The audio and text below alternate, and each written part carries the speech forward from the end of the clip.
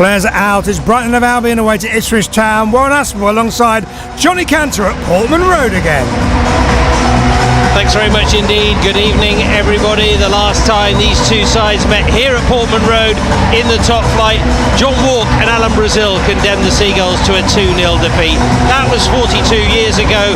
Now Albion are looking to re-establish their push for a European place, while Ipswich, they aim to stay in the Premier League after their 22-year absence.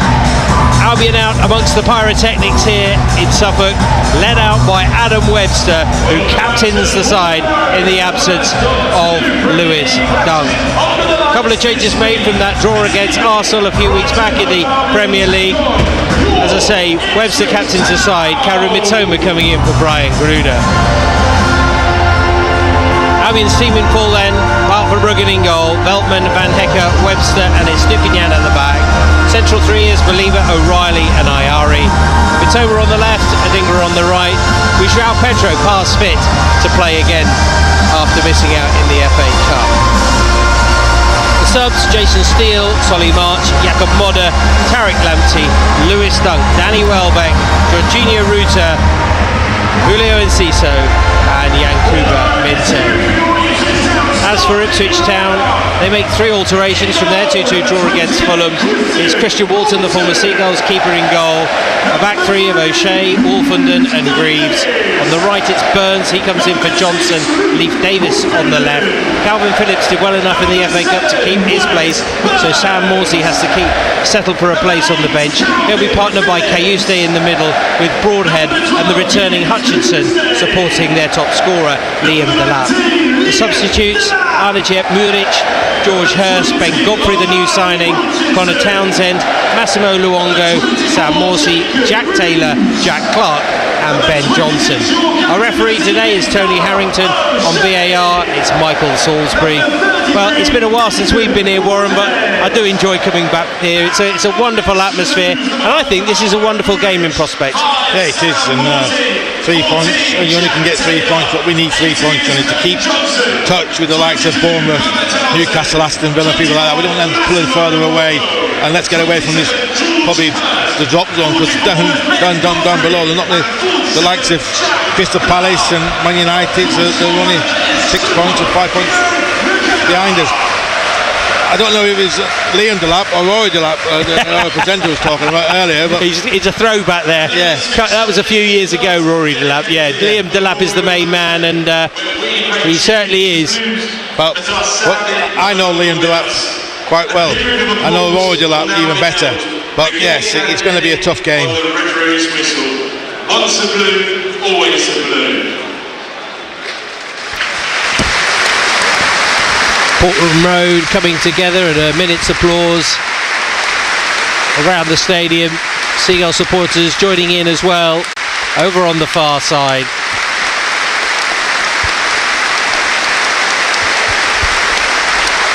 This old stadium, many of whom standing up, a standing ovation on the right hand side in the Sir Alf Ramsey stand, a famous name in English football of course as well. And you can see what it means to this part of the world. Ipswich Town Football Club, a very proud club, rich in history, remembering those from the past. Will they have a bright future? They want to stay in the Premier League, but Albion have come here to spoil the party. You know the crowd are going to get behind them, but it's up to Albion to start on the front foot. Certainly, and also I'm pleased for Christian Walton, Johnny, as well. Made his yeah, well, you had a big part in bringing him to the club. Well, not just that, Johnny, but he played. I've just been looking. He played 46 games in Division 1 and only conceded 35 goals. Just remember, 20 months ago, they were playing Fleetwood Town away. This Ipswich side in Division 1. Now they're in the Premier League playing against Brighton. But Christian Walton missed the Championship with injury all season, made his Premier League debut against Chelsea, and they haven't lost since that. So he must be doing something right. So I wish them all the best, but not tonight. Best for the future, I do. Let's get this win and let's get it. It's going to be high intensity football match, this, Johnny. Yeah, I think it is. Well, as you say, they are unbeaten in their last 3 games in all competitions. They now have a home win under their belt here at Portman Road, but the Seagulls in desperate need of a victory themselves. João Pedro with an early attempt for a header as Albion kick us off play from right to left in the first half. Immediately the ball goes out of play. The Seagulls in all yellow with blue stripe. Ipswich Town in blue jerseys, white shorts and blue socks. Very compact stadium, Johnny, isn't it? It is. You feel really on top of everything here as it goes back to Christian Walton on his less favoured right foot. Webster comes in to take control. Positive play from him as Ayari helps it out to the wide side on this left, which is Mitoma. Ayari tries to go back in there, picked up by Pedro. A couple of players around him on the left-hand side of the box. Rolling it back to Estupinian, who wanted to get an early cross in. A good run by O'Reilly into the left channel, but Pedro's gone out wide. Two defenders coming with him. And he tries to get the cross in. It deflects off O'Reilly and cleared away by O'Shea. Again, Webster first to it. Early action for the Albion skipper on the night. It's good play from Webster, isn't he? Positioning himself very well there on a couple of occasions.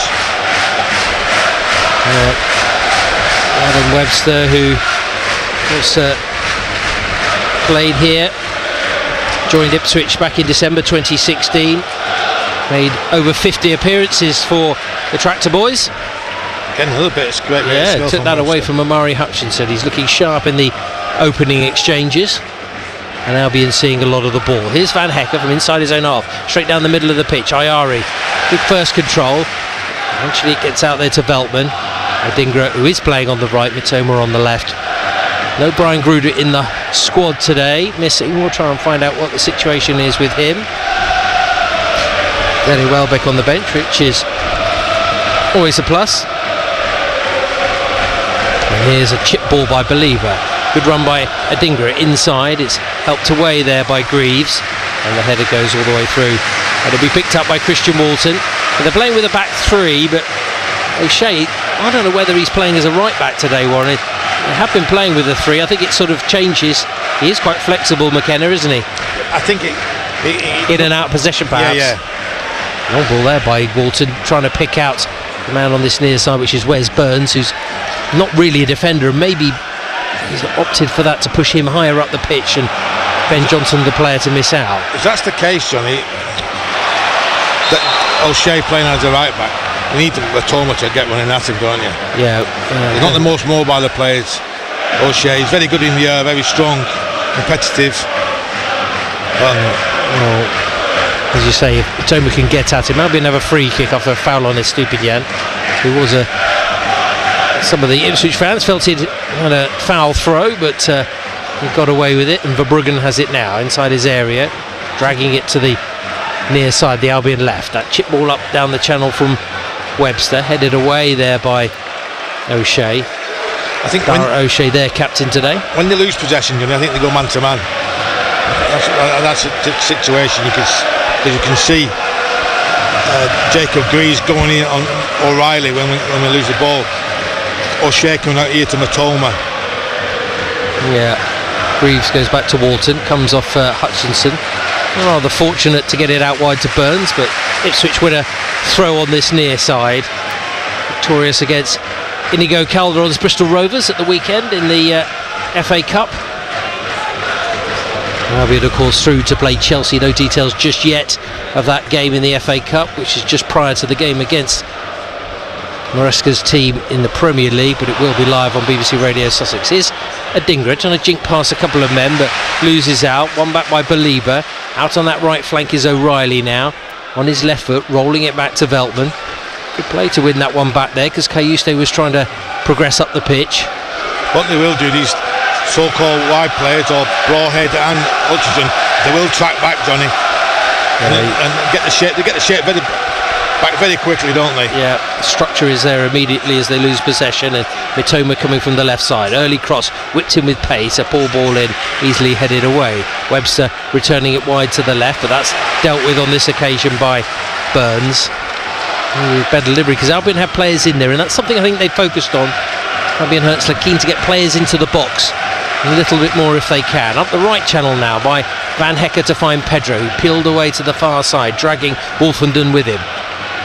Square pass to Ayari, being tracked by Calvin Phillips.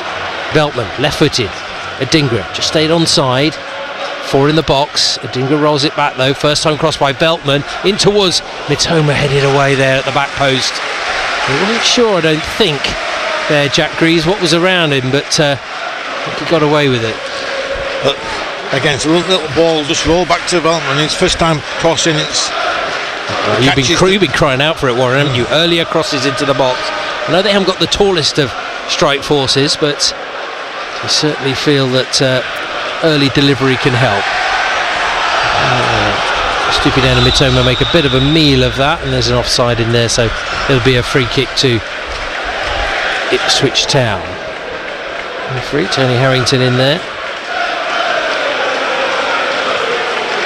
taking their time. Fabian Hertzler down in the technical area. So be careful, he's already picked up 7 yellow cards in the Premier League this season. But, down there with his hands in his pockets, starting to get quite cold now. Kieran McKenna to his right hand side on the opposite side of the tunnel. So Walton to take the free kick, down by the goal line, left footed, good distance to the right touchline. Burns tries to head in field, but Estupinian wins it. Mitoma helping us on its way there to Pedro. The Lieber upended there by Nathan Broadhead.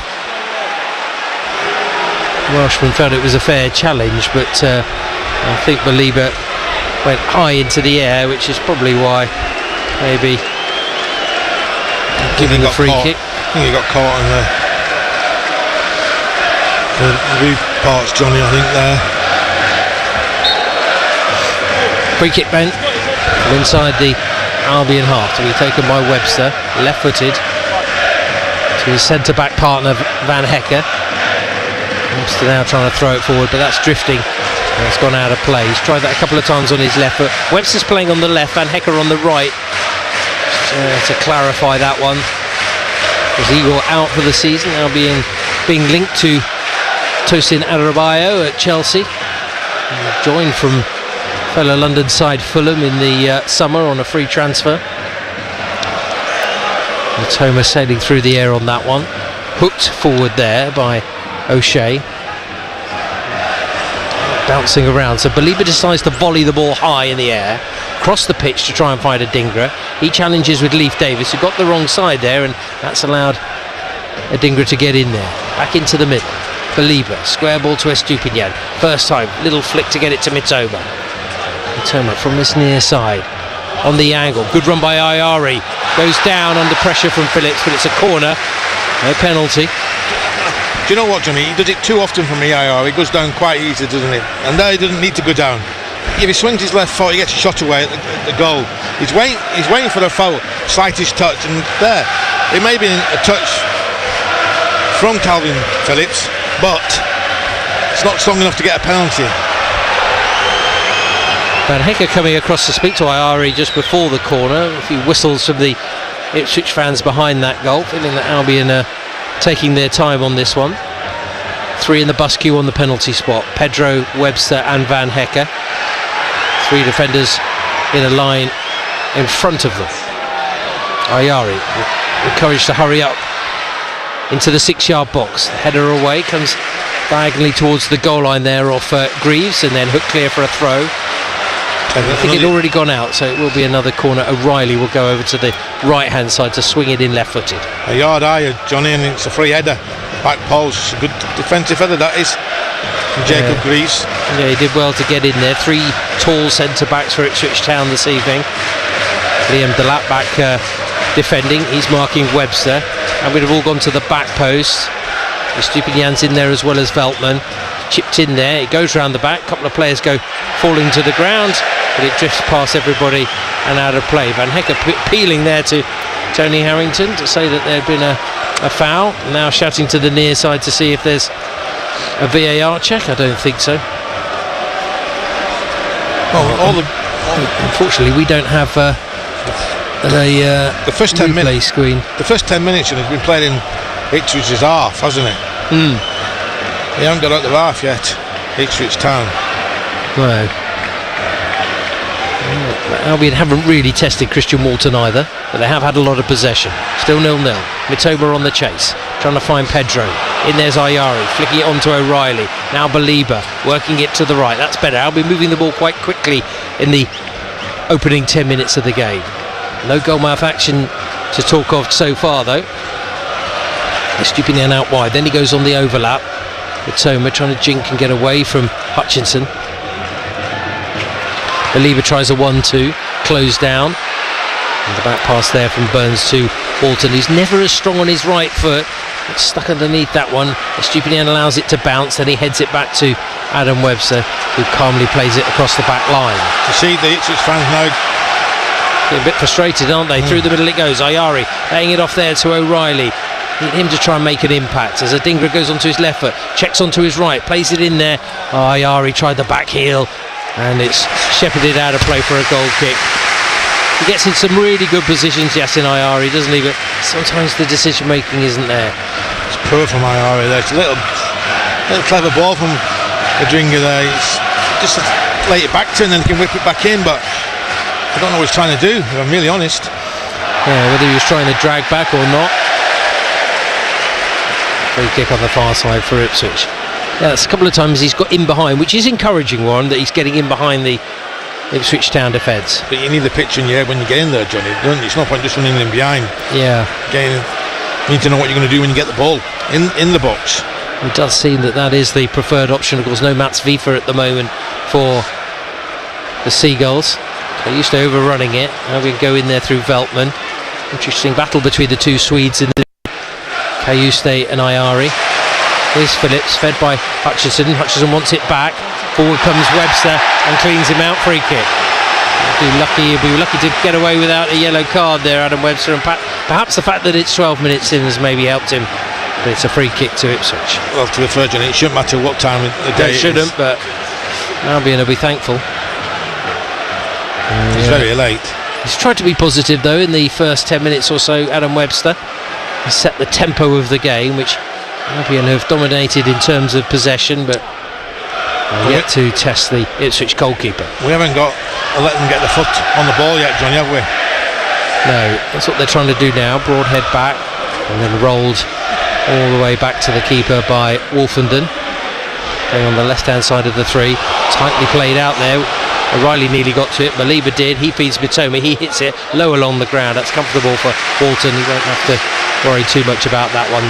Slides along the ground to make the save, but it is a shot on target for the Albion. A weak one at that. So Mitoma. Down the right, Burns trying to get away from Belieber. Belieber trying to hold him up. Burns stays out wide, gets the cross in along the ground. Away by Veltman. Wasn't a convincing clearance. Comes off Hutchinson, and Calvin Phillips picks it up in the midfield using Kayuste. Now to the left. First time we've really seen Ipswich attacking the game so far. Leif Davis trying to get forward there on that left hand side. We know he loves to get into attacking positions. Good defensive tackle by Veltman to stop the forward momentum. Cleared up there to João Pedro, looking to add to his 5 Premier League goals this season. See, when they lose the ball, they work very hard. The nearest man to the ball closes down. And it's up to us when we do win the ball back, move the ball quickly and get forward quickly. As a team, not as individuals. It's good to see Pedro back and looking pretty fit. 20 goals in all competitions last season in his 40 appearances. So a vital component of Albion's attack, and of course their top scorer in the Premier League as well, doing some closing down there to force a throw. Welbeck back, Pedro back, positive signs. Still no Vifa Kadioglu and Hinchelwood, but I think Jack will be too far away. And Lewis Dunk, of course, on the bench today. A couple of changes made. Webster captaining the side in possession. Spangly white boots with a blue or black flash. Holding on to it. Back 5 of Ipswich just quite happy there. Hutchinson and Delap, the 2 front men. As Veltman just saunters over halfway. Looking on the right hand side. Belated happy birthday to Joel Veltman, who was 33 yesterday. Here's Webster. I'm just trying to get O'Reilly on the ball, but there's no space in there, Johnny, at all. If you keep watching Jacob Greaves, he comes out to mark him. Well, he tried to drag that into the path there of Pedro. Maybe he was trying to get it under control, but it didn't really work in the first half against Arsenal for O'Reilly, didn't it? He has had limited opportunities so far in this one as well. You can see though, Johnny, he's following him everywhere. Jacob Greaves, when they haven't got the ball, O'Reilly's trying to drop deep, but Greaves is going with him.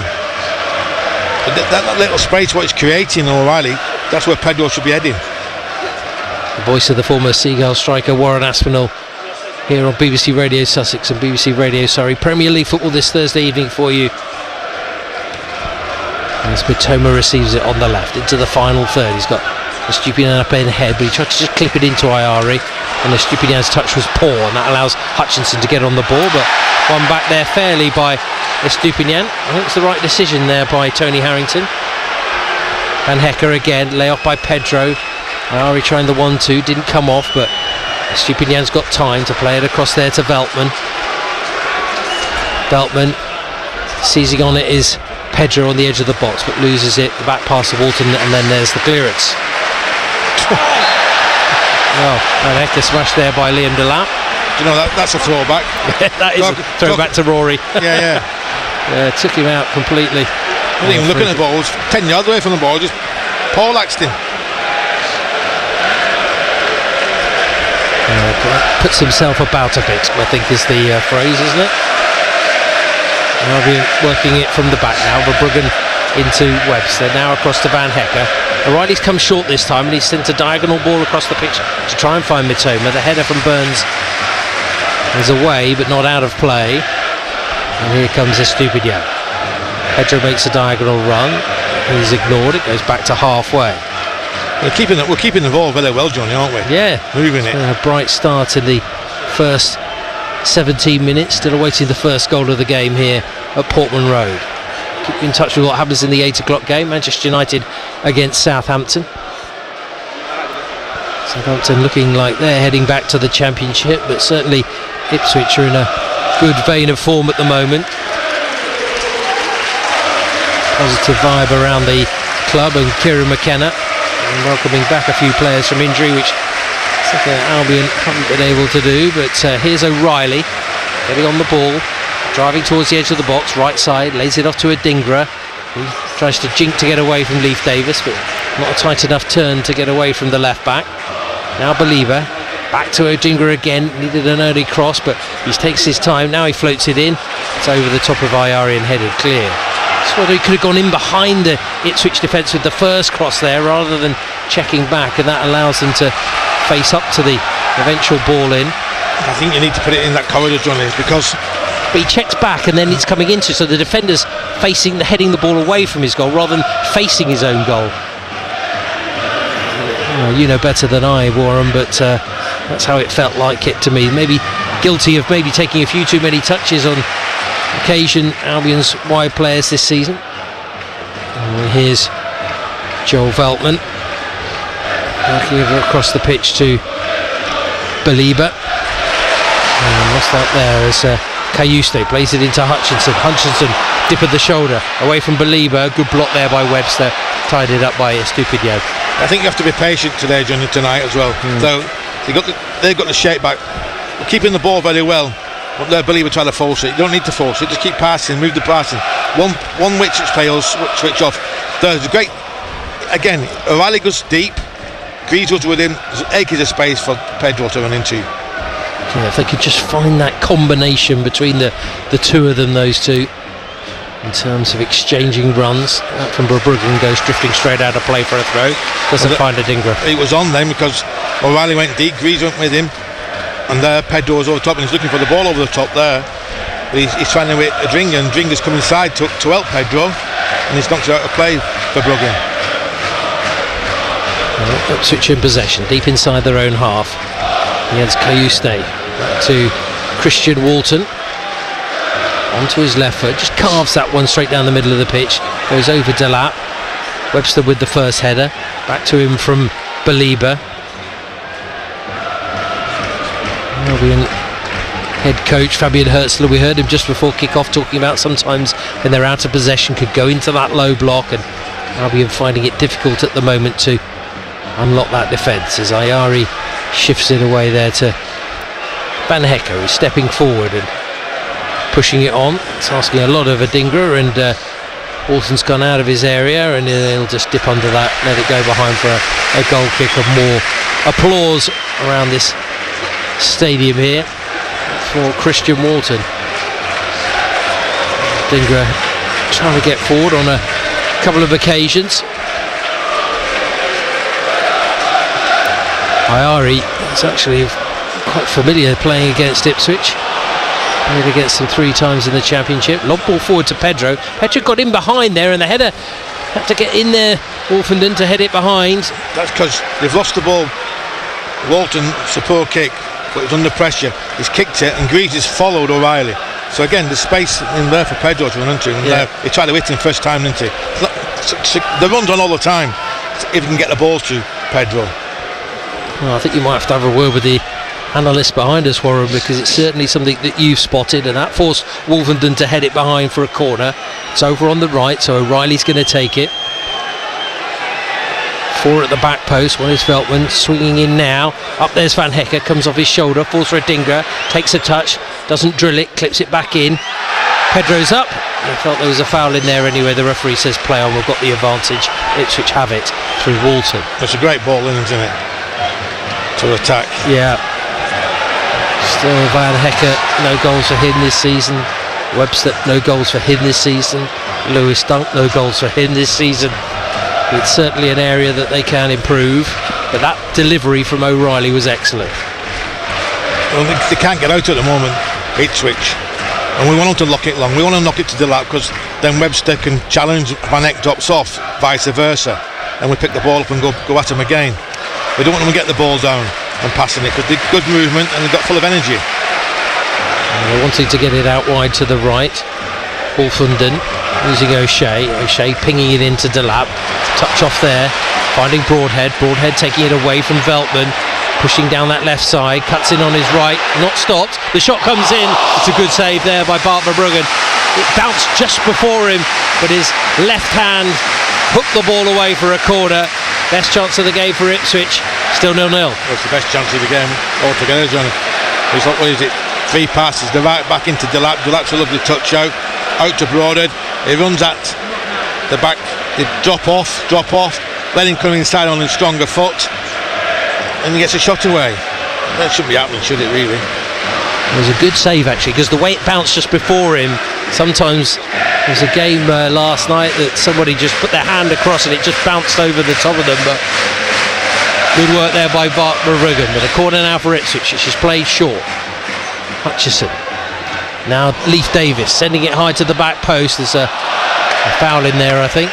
Tony Wellington seeing a push, and it'll be a free kick to Albion, who'll be glad to see the back of that move. Quarter of the game gone so far, 0-0, Warren. Well, I think the managers will be delighted with where we're playing. Just the end product at the moment, but you have to bide your time, so with patience tonight. So don't force things yet, no need to. Patience is the name of the game, as Stupinian runs into a bit of traffic and a bit of trouble as well, as Cayuste now looks to the left hand side using Greaves across there. Leif Davis sliding to keep the ball in play, did very well indeed, down by the left corner flag, still going, plays it back there to Cayuste, shrugged off the challenge from O'Reilly, cross comes in, downward header, and we've managed to get it clear. Picked up again on halfway. Wolfenden in the centre circle. Just temperature's just cranked up a notch here at Portman Road. Maybe goalless, but the home fans now sensing something after that Broadhead shot, that maybe they can find a foothold in this game. Wolfenden working his way across to the left hand side. Greaves, little short touch. Leif Davis. Fair bit of competition on the left hand side, Warren. A few good young left backs coming onto the scene in terms of the England international scene. Oh yeah, he's very attack minded, Leif Davis. I said earlier, Johnny, this season he's been creating most chances in the Premier League from a defender. Yeah, and that is impressive in the Ipswich side. We're on the attack with Hutchison. got space to run into. Burns out to the right. Hutchinson still going onto his left foot, leaves Belieber on his backside, but a lovely challenge by Adam Webster.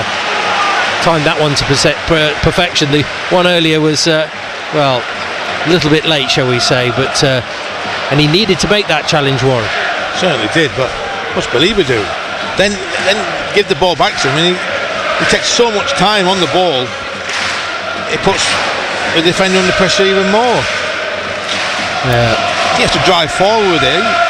Sometimes he just, like where he jogs, Johnny, frustration. It looked like he might have borrowed Nkuba Minte's boots as well, the way he slipped to the ground.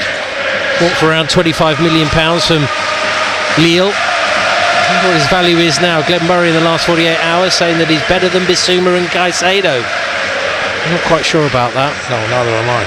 Here's Webster into the feet of Pedro. Now Ayari trying to squeeze through the middle. No way through there. 3 blue shirts in front of him, but poor passing will give him another opportunity, and that's another poor pass straight through to Walton in the Ipswich goal. He's trying to find He's trying to, with the outside of his right boot, curling it into the path of O'Reilly, I think. a dringer, I think it was meant for, but it's going straight through to Walton. It's a poor pass from Ayari there. Still 0-0, 26 minutes played here on BBC Radio Sussex and BBC Radio Surrey, here live at Portman Road. Ipswich 0, Brighton and Hove Albion 0. Albion, who've scored in all of their away fixtures in the Premier League this season. 2 0-0 draws coming against tonight's opponents, Ipswich at the Amex and Brentford on the 27th of December. Big diagonal ball, good tracking back there by Simon Adingra. Yeah, it's not bad that from the heading it back to his keeper, because he got caught coming inside, didn't he? Veltman. Dringer was there, just helping his defender out. It's good play. Yeah, worked both ways under this head coach. Coming short is Mitoma, now Ayari. This is where we have to move the ball quick, through the lines. It is through the lines, straight to O'Reilly, trying to get it forward to a teammate, which is Veltman. He just doesn't have the pace to get forward there. I mentioned it was his birthday yesterday. Yeah. Great servant, but just doesn't have that pace to push on like a Lamptey, for example. No, and O'Reilly should know that, Johnny, doesn't he? He has to play to his feet there. Yeah. Not 5 yards in front of him. Even though that 5-a-side on a Tuesday. No point in playing it 3 yards in front of me, that's for sure. Free kick. Adingra in a little bit too close there on Leif Davis. On justice there, Johnny, I'd say the yard. Well, here's Walton. Now in the colours of Ipswich Town. Keeping Muric out the side, which Muric, who Albion fans will remember, used to play for Burnley. On the attack here, Ipswich, and a good ball by Broadhead over to that far side. Delap attacking the edge of the area, shoots from distance, and well held on to by Bart Verbruggen. Well, we know he's got a good strike on him, Liam Delap. He got hold of that, but brilliant work once again from Bart Verbruggen. It's not brilliant work from Ayari though, Johnny. Got caught in 2 minds though. If to close the midfielder down, he didn't. He hung out, and then they just play around him. It's too easy. You're going to go in, you have to go all hearted, all straight with him. Don't let him turn. He turn and he's finding his teammates, and then they're straight at us. It's got to be said though, Warren, isn't it? Like, for all Albion's possession, particularly in the first 15-20 minutes, the 2 chances have come for Broadhead and Delap of Ipswich. And that's because they break quickly, Johnny. That's what we don't do we? Yeah. We have 30 passes before we get into the box. When we do move the ball quickly and get forward quickly, we score goals. Yes, they are very progressive, working it through the pitch with real intensity. Albion with a throw. Stupinian to Mitoma. Now back to Adam Webster. So he had a couple of seasons here at Portman Road, and not playing against his best mate though, Connor Chaplin, who's here but out injured at the moment. Former Portsmouth player. Good buddies. Good tacking play there by Ipswich, winning it in the midfield. Now Greaves. Cayuste. Back again to Greaves. O'Shea wants it on the right, still inside their own half. Ipswich. Cut out there, Vitomo. Now Ayari finding O'Reilly, who's fouled. from much of a challenge, to be honest, but referee was in close proximity, so has given the free kick to the Albion midway through the Ipswich half. I don't like people getting booked, but that's a booking. Yeah, He's got the wrong side, just dragged him down. yeah, he's just trying to break up the play, but maybe he set out his stall when he didn't book Adam Webster. And it's Webster who takes the free kick, receives it back from Carlos Believer. Chip ball there by Van Hecker, header away, edge of the D. Nice play by Burns, now rolls it back to his keeper. Very calm indeed. Oh, a little shove there on Veltman by Delap. Twice. Yeah, first in the challenge, second after us as well. He's no nonsense, is he? He's just running into people, though, Johnny. Yeah. Just flattening them and running over them. I'm sure he can really do that when he's got these powerful big thighs and socks just over the small shin pads. It reminds me a little bit of his physique is a bit like a Wayne Rooney. It looks like Phillips has just pushed into Pedro, but no foul. Given away by Estupinian, back heel by Hutchison. Gone by O'Reilly, fairly according to the referee. Now Pedro shrugs off the challenge through the legs of Broadhead to find Veltman, who's 10 yards outside the box. Not much of an angle, tries to tease it into the area, but it's weak and cleared by O'Shea. Estupinian beating Hutchison to that one. I think it's a poor course from Veltman, isn't it? Poor decision making. Yeah, it was not really anything, was it? No. It wasn't whips, it wasn't floated, it was a bit of everything and a bit of nothing. Now he's curled it in there and he's found Mitoma go straight under his feet though on the edge of the box. It'll be picked by Estupinian, he swings it in back in. First time, good defensive header, falls for Veltman, hits it into the ground, and the free kick has already been given. And it's got Ipswich's way. I think better quality in the final third we need, Johnny, at the moment. Yeah. Getting into good positions. Okay, they got in good position and got 2 shots away. We got in good position and got no shots away at the moment. Kicking off at Old Trafford, that's where we'll be on Sunday. Live from 1:30, kick-off at 2 p.m. as Albion take on Manchester United. Beating them 2-1 earlier in the season. And a good win that was. Seems like a long time ago now though. Welbeck and Pedro with the goals on that occasion. Referee's blown up and it's a throw on this near side for the Albion. Mitoma's going to take it into the feet of Pedro. The referee, he's pointing, speaking. I'm not sure what he's saying. Oh, is it the throw's got to go back a few yards. Estupinian, who's managed to negotiate the discarded bottles of water on the side of the pitch here at Portman Road. Ready to take the throw. Coming short is Ayari. Now Pedro back to Estupinian. It's very tight on this near side. Off the chest there of Mitoma. Bouncing off there to Ayari. Kayuse just a little bit stronger. Wanted it a little bit more. And here are Ipswich on the break. But Estupinian's back quickly to recover and take it away from Delap and back to Verbruggen. Again, Ayari has to know what's around him, Johnny. Sometimes he doesn't know what's around him. And he's playing that centre midfield role. You need vision all around. Yeah. And actually, Warren, he's had a lot of the ball today, hasn't he? Yes. But just not really used it well enough. But Albion have pretty decent in the opening half hour, despite the fact that it's still 0-0. But again, Bolton has not really made a save. Picked up at the back by Jan-Paul van Hecker. Last time he scored was against Blackburn. For Blackburn against Bournemouth rather, in a 2-0 win. Over 3 years since Jan-Paul van Hecker. You think about how many times he gets into good positions, he'll be disappointed with that. Main job of course is to work hard at the back, but he's got it forward there to Veltman, into the middle, but not anticipated there by Ayari. And the clearance will fall for Delap. He'll have to go on his own here. He goes to ground. Wants a foul. Not a foul, is it? No. Especially when you think of quite the challenges that he's made so far today.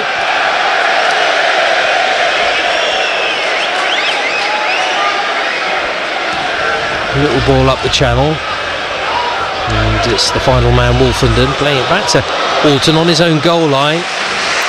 Well, quick feet to get it up there to Burns. He heads it up the pitch. Hutchinson spins Webster. Such a clever player, Hutchinson. Sign from Chelsea. Foul by Matt O'Reilly, rather needlessly, because Ipswich are inside their own half. But, taking it quickly, trying to keep the intensity. £20 million purchase from Chelsea. Ryan Hutchinson, like you said, Johnny, he's got good quality. I don't think he does it regularly, does he? Well, that's probably his downfall at the moment. Yeah. Got potential. Yeah, I mean, Smodic has been playing recently while Hutchinson's been out. He's now out with an ankle injury. Sammy Smodic, who scored so many goals for Blackburn Rovers in the Championship. And the last time we came here for a head-to-head was in the Championship 7 years ago. That ended up 0-0. Now we're going to head towards the same. We've had limited goalmouth activity in the first 35 minutes, 10 to play before the break. It's gone quickly though, John, hasn't it? It has. It's a good game of football. I think you've probably got to credit both sides, haven't you? Both have worked hard where they haven't got the ball to get it back. So, yes. It's a wonderful moon across the far side. The opposite stand to us is quite low. The ball's not in play, you're not missing anything. It's quite a low stand, and just above what I think may well be the council buildings, you can see the moon.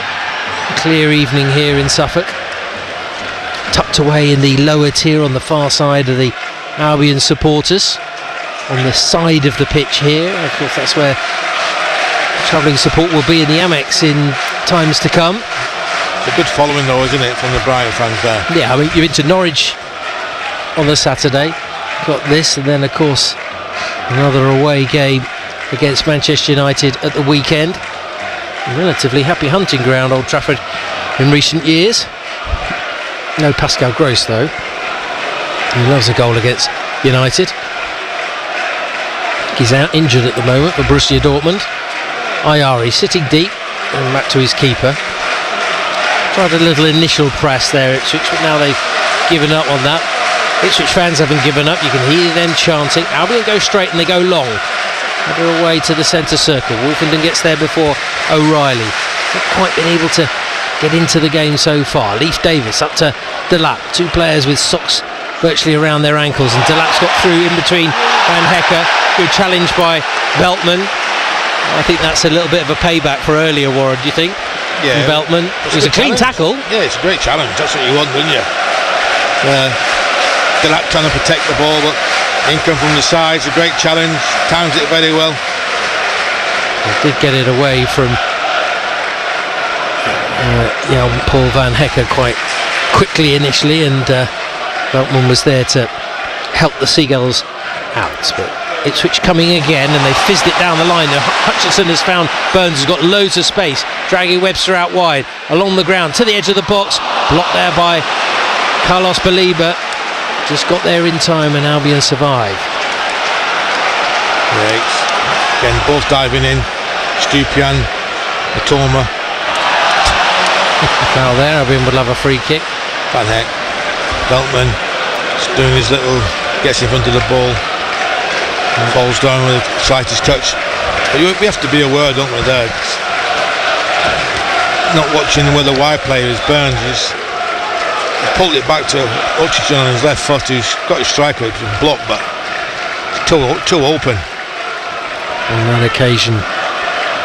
Just 6.5 minutes left of normal time in the first period. Still 0-0. Live on BBC Radio Sussex and BBC Radio Surrey this evening. Saturday Sport, and don't forget tomorrow 6 PM, the weekend warm-up. Your build up to the sporting action. Here's João Pedro. Flicking it back there. Veltman wanted it quicker. Slowed it down a little bit.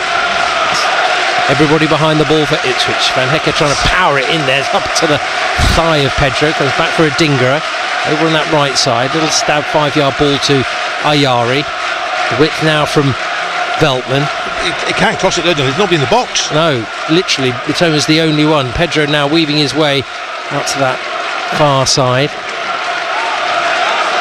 Van Hecke, he thought about it now, he's changed his mind. Veltman eventually might have to. Now Pedro progresses into the middle. in by Van Hecke. Up there's Estupinian, came off the defender, I think, out for a corner. He did well there, coming across the pitch there, Purvis Estupinian. Well, you've probably seen the build-up on that right-hand side. We've had chances to whip the ball in, but for first development, he's looked up and gone, there's nobody in there. So I'm not going to put it in there for the sake of it. So he's come out, kept the ball very well.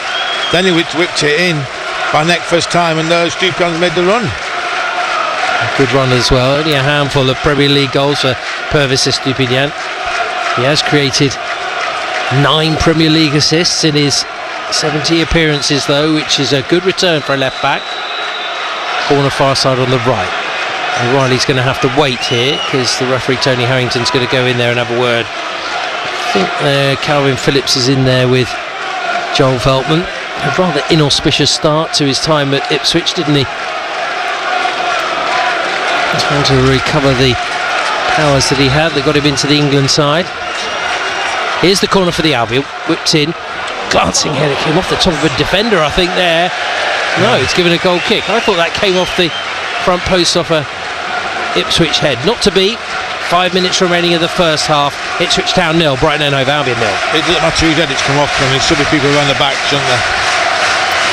Got to say, O'Reilly's delivery from the corners has been excellent. Good low trajectory, just over the heads of some of the defenders and getting it into a dangerous area. Good work by Van Hecke, sticking out a boot there, kept in by Adingra. Right on that touchline. Get out of play. Got in each other's way really there, Veltman and Adingra. Rotated quickly.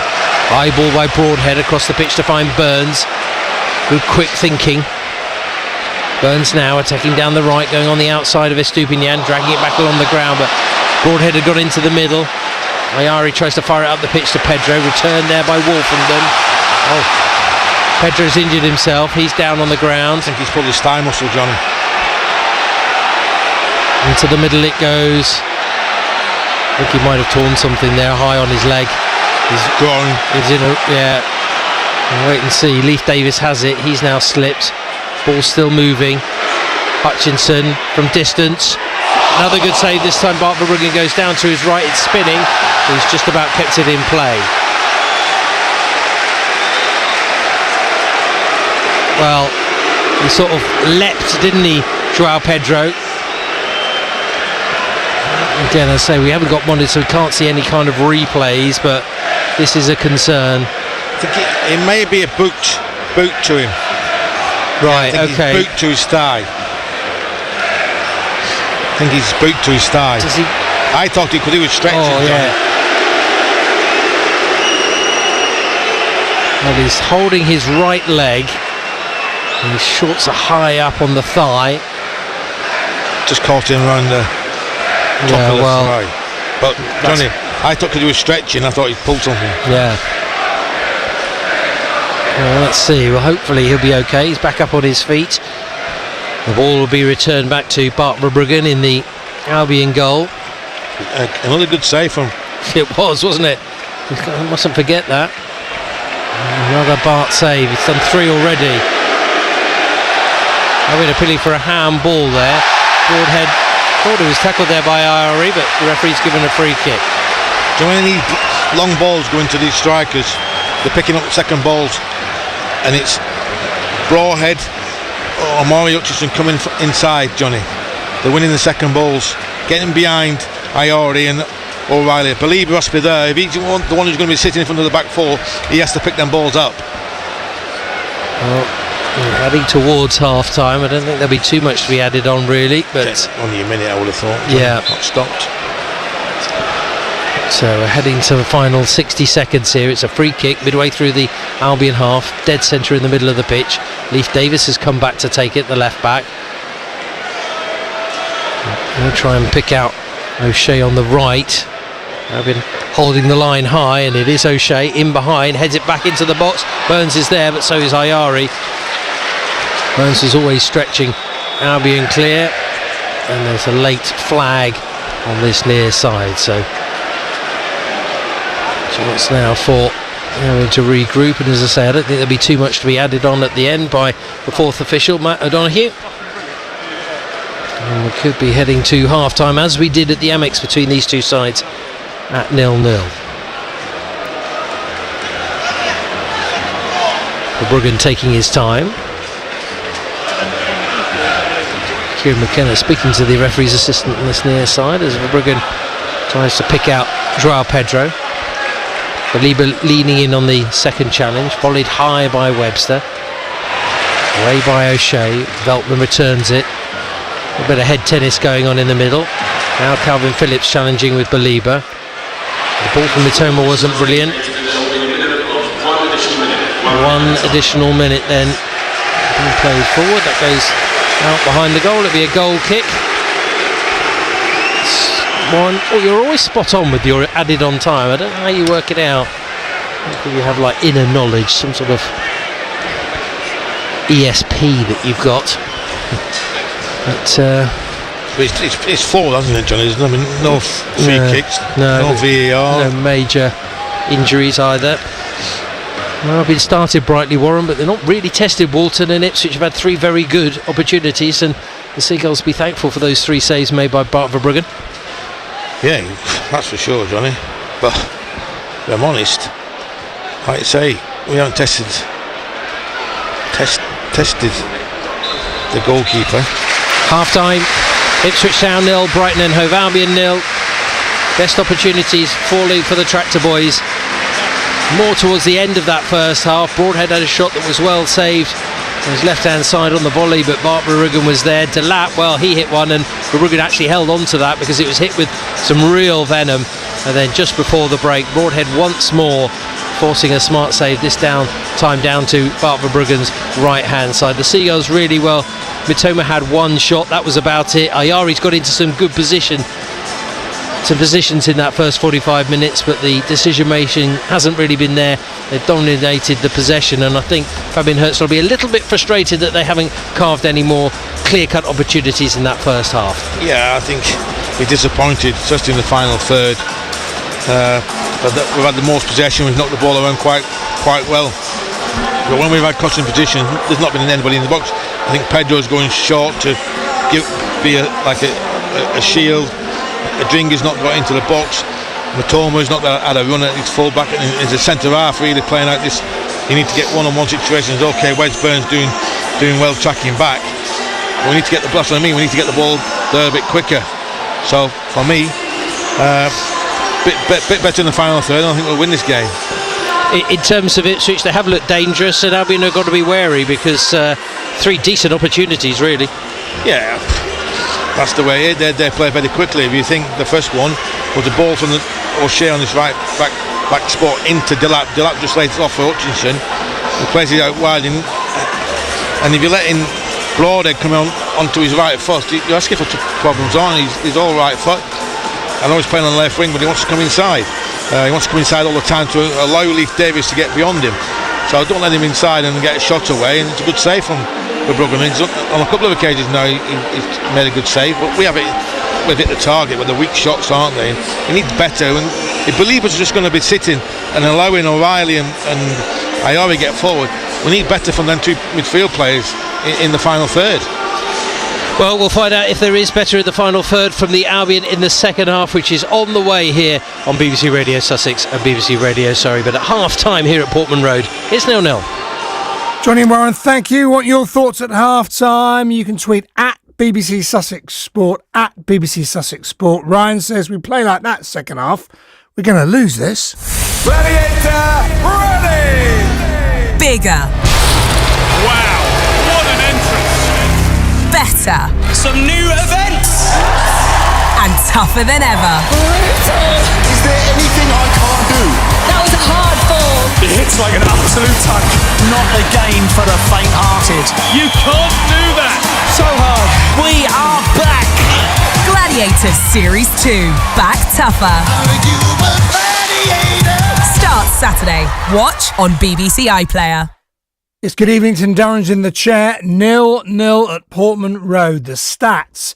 Albion, 60% possession in that first half. They had 4 shots. So did, of course, the home side, Ipswich, with their shots. 3 of them on target. 3 good saves from Bart Verbruggen. So Ipswich, you would say, with the plaudits in that first half, but it is still goalless. The Albion with work to do. Adam says Iari and O'Reilly aren't a great partnership for me. They're failing to link up the play going forward. Shivrolino, for all of our early possession, we could be 3-0 down if not 4 for Bruggen, whereas Walton, of course, the former Albion player in goal for Ipswich, hasn't had a difficult save to make. In the other game, an 8 o'clock kickoff, just under 20 minutes gone in that one. Manchester United 0-0 against Southampton. And of course, Old Trafford, the venue for the Albion's next game across Sussex and Surrey. Full commentary build up with Adrian Harms and the team from 1:30 on Sunday, with full live commentary from 2 o'clock. Tomorrow night, we'll look back on this game. Johnny and I'll look at sort of the stories of this game and look ahead to Man United on Sunday. We'll have some look back and look ahead reaction and preview stuff in the weekend warm-up as well. We'll preview the Albion women in a moment's time. They play tomorrow night against Liverpool.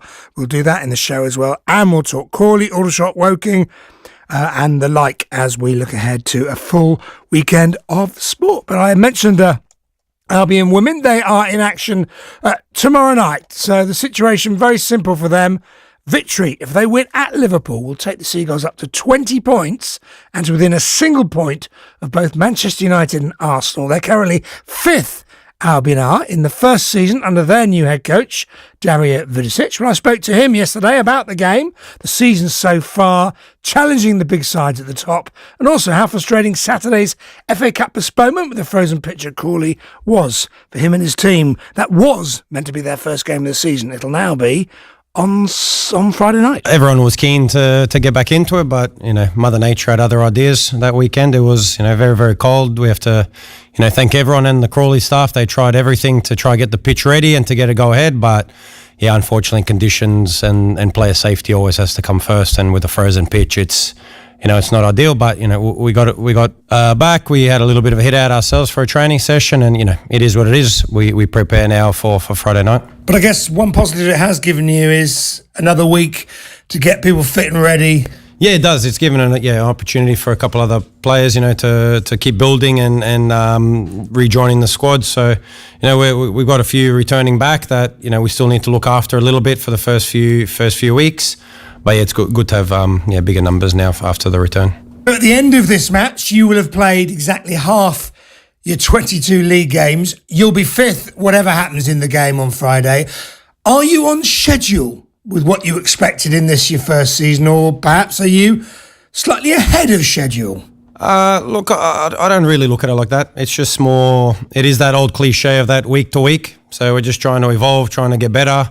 I think we've played really, really well in majority of the games. There's still phases of play and aspects within the game that we're looking to fix, that we're learning as well throughout, and how teams are also differing their style to match up to us. So, there's been a lot of learning. There still is a lot more learning to go, but, I think I'm overall, on reflection, really, really happy with how we've progressed, and we're just looking to take the next step starting on Friday night.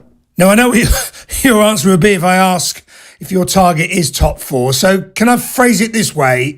Do you feel what you have with the squad you have is enough to make being in the top 4 realistic this season? Look, if you ask us, we'll always say yes. So, the club has set the ambition of being in the top 4. I'll always set the ambition of trying to be champion. So that's the mentality. We'll try to go out. We'll try to win every single game, because in the end, only one team can be champion. So we'll try everything that we can to try and make that reality. We're still in 3 competitions, so we'll put our best foot forward in all 3 to try, bring back some silverware to the club.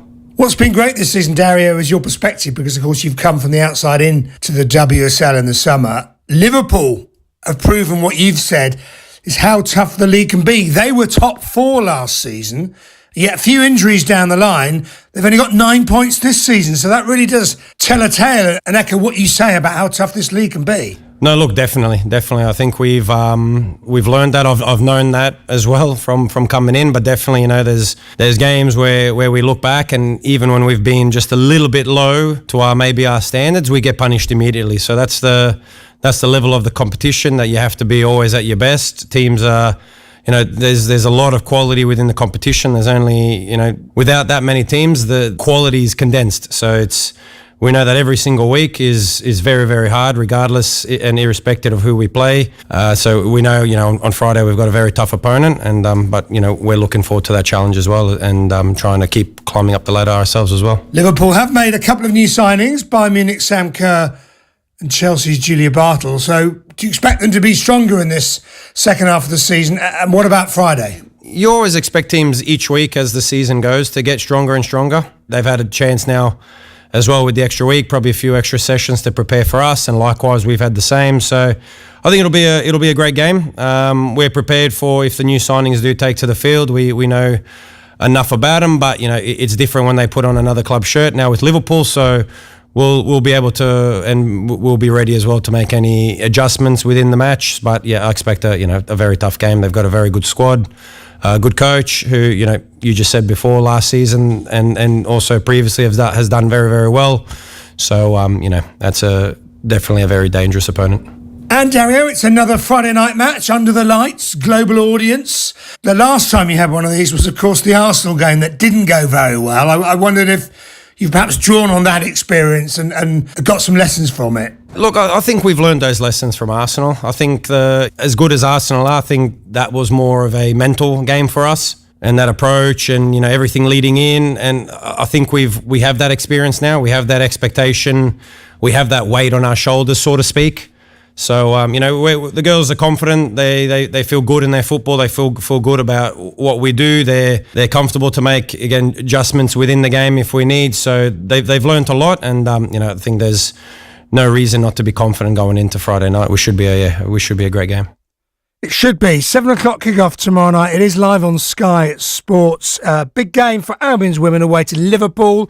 Albion's men being held 0-0 at Ipswich's Portman Road this evening. We asked the question at half-time on at BBC Sussex Sport. What do Albion need to do to get the opening goal? A lot of thematic similarity in your replies. The word tempo used a lot, certainly by Mark BHAFC. Need to up the tempo. It's so slow. We need to test Walton more in the Ipswich goals. Speed up in the final third, says Seagulls Down Under. Good evening or good morning, ladies and gentlemen over there. Our decision making it that area is shocking. Tony Noble, Albion need to move it quicker, sounds like from Johnny and Warren. Yeah, very much the theme tonight, Tony, is pace and rhythm and tempo. Nick Ansley, we can play better. Not sure they can, though. If we up our levels and urgency, we should win this. This slow build-up is not working against a mass defence. Do we never learn, he says. Fair enough. Steve Furbury says, well, we need to get a striker who knows where the net is in response to what do the Albion need to do to get the opening goal. Let's hope we get a penalty, he says. And Chivalina 20, why don't we try doing what Ipswich are doing when attacking now? Fast and accurate in their passing. We seem to sling it into the wings constantly. By the time we get across in the box, it's packed with defenders. Try something different. Run at the defence and shoot, perhaps, he says. And one more here from Vince Lee Lau. I swear I've seen top teams with more urgency going forward. Liverpool, the example. Sharpness equals chances. Well, we heard from Dario Vidicic there, of course, a native Australian, and that's where we're heading next. To the tennis, of course. It is the day 6 of the tennis tomorrow at the Australian Open. Where we have a big game for Leatherhead's Jack Draper, currently the British number 1. Third round action for him. He got through on Wednesday with his second 5-set match, beating the local boy, Thanasi Kokkinakis. Down the line from Kokkinakis, who scampers to the backhand of Draper with the forehand. It's a winner! Jack Draper closes out the win against Thanasi Kokkinakis. 4 hours, 35 minutes on the clock. And it is Jack Draper, the 15th seed, who comes through an epic encounter with Thanasi Kokkinakis to book his place in the third round of the Australian Open, 6-3 in the fifth. Next up, he'll meet the Aussie Alexander Vukic, and Gigi Salmon commentating there. Draper spoke after that second round win with our reporter and BBC tennis correspondent Russell Fuller. Physically, I've worked really hard for a long time. I know that I'm capable of doing these long matches and coming through and stuff, but obviously, yeah, I'm proving a lot to myself, and I'm really proud of the way I competed today and where I physically held up. Like the last couple of matches, my fifth set has always been my best set, so I'm really, really proud of that. Did you enjoy the crowd? Did you enjoy the abuse? Yeah, I did. I did enjoy it. You know, like got thick skin, got an older brother. You know, got a lot out of it, to be honest. You know, there was times actually where their energy and what they were giving me was helping my performance as well, and it felt great. You know, I've been a part of some interesting atmospheres, but that was obviously right up there, and I think you know, I had a lot of fun. Was good. Like it's obviously entertainment. Like it's a bit of fun, and yeah, I enjoyed giving it back as much as receiving it. You've played 8.5 hours over 2 rounds, and as you've been telling us, your preparations were not ideal because of the hip injury in December. So, how much do you feel you have left in the tank? Yeah, I mean, honestly, like I feel good. You know, like I said, like it wasn't like I didn't feel like I was sort of flagging in the 5th set, and I just come through like I felt I was really strong. You know, I feel like if I recover well and do all the right things, then there's no reason why I can't be fresh for whatever day I play next. Well, you are playing on Friday, Jack, so it'll be at our time tomorrow morning, around about 9 o'clock. He'll be on the Margaret Court Arena against the Aussie Alexander Kuchik. Back then to Portman Road, Brighton of Albion being held 0-0 by Ipswich. Let's return to Warren Aspinall, our match day summariser, alongside Johnny Cantor. Yeah, thanks very much indeed. Ipswich Town out first here, ready for the second half. Just waiting for the Seagulls. Yeah, here they are. And the first out of the tunnel is Jan-Paul van Hecker, who's corner tunnel here. It's a bit of a weird one, really. They have made some changes for their return to the Premier League. Doesn't look like any changes, Warren, does it? From either side. No. I think they'll be happy, won't they? The final third, they created 3 good chances. I think our build-up's too slow, Johnny. That's what I think. Need to get O'Reilly on the ball maybe more, and maybe Mitoma try and get in behind in the wide areas as well. You need somebody to support Pedro, don't you? You need O'Reilly and Ayari. Yeah, sometimes it does force Pedro to head off and try and go and search for action, really, which is not really where you want him, but Ipswich get us underway. Flicked out a play by Joel Veltman, so an early throw for Leif Davis to take from the left-hand side, level with the edge of the penalty area. Albion making 2 changes from the 1-1 draw against Arsenal. Webster captaining the side in the absence of Lewis Dunk, who's on the bench, and Mitoma in for Gruder, who's not involved tonight. Leif Davis then, long throw into the box. Up there goes Pedro, wins the header, and then volley clear by Adingra. Back out wide by Calvin Phillips. So Verbruggen in goal, Veltman, Van Hecker, Webster and Estupinian the back line, Baliba, O'Reilly and Ayari in the middle. On the flanks, Mitoma and Adingra. Joao Pedro up front. Ipswich with Christian Walton in goal, the back 3 of O'Shea, Wolfenden and Greaves. Leif Davis on the left, there's Burns on the right. Phillips, Cayuste, Broadhead and Hutchinson supporting Liam Delap. And here is Liam Delap, fed by Hutchinson, and looking to get it across there to the far side. Burns trying to go round on the outside of Purvis Estupinian, who puts a block in, helped out there by Karim Mitoma. Good understanding between those two. Up to Pedro. Pedro turns well. Decent tackle in the middle. He went down, but it wasn't a foul. But he seems to have recovered from that thigh injury late in the first half. Broadhead's ball is spinning and headed up there, and it's a bright start this from Ipswich in the first couple of minutes of this second half. 0-0 the scoreline. Oh, that's a poor clearance there by Wolfenden. He's now nearly made a second mistake, but he recovers to get it back there to Christian Walton. Just needed one more there, Albion, and maybe Pedro would have been in, but Liam Delap just driving into the defender. And Joel Veltman pointing it out there. All he was looking at was the player, wasn't he? Yeah. The ball was just hoisted out. He just went, right, I'm just going to batter into the Albion centre back. But that's down to the referee to make a decision, isn't it, Johnny? You're not looking at the ball. You shouldn't be just charging into players. Yeah, trying to unnerve them. Long ball forward, headed away by Wolfenden on this occasion. Baliba doesn't get it under control, but Ayari, who has the opportunity to, fouled by Calvin Phillips, who immediately grabs the ball, then tosses it high. Little bit of niggle at times in the game. Ayari being helped to his feet. We've had a couple of, they had 3 decent shots from distance, 2 from Broadhead, 1 from Delap. We probably shouldn't be surprised because their average goal distance this season is 13.1 metres from goal, which is the furthest in the Premier League, Warren. So they like a long range shot. Yeah, and you could see the 3 in the first half. When the keepers made saves, they're all outside the box, aren't they? Yes. So they're back in themselves though, Johnny, aren't they?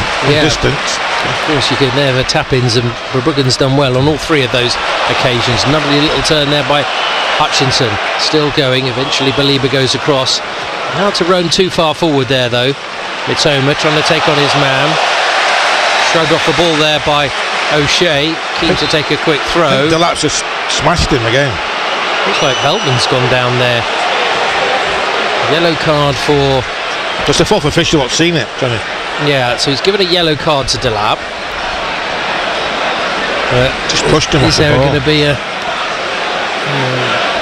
he has been just charging around, hasn't he?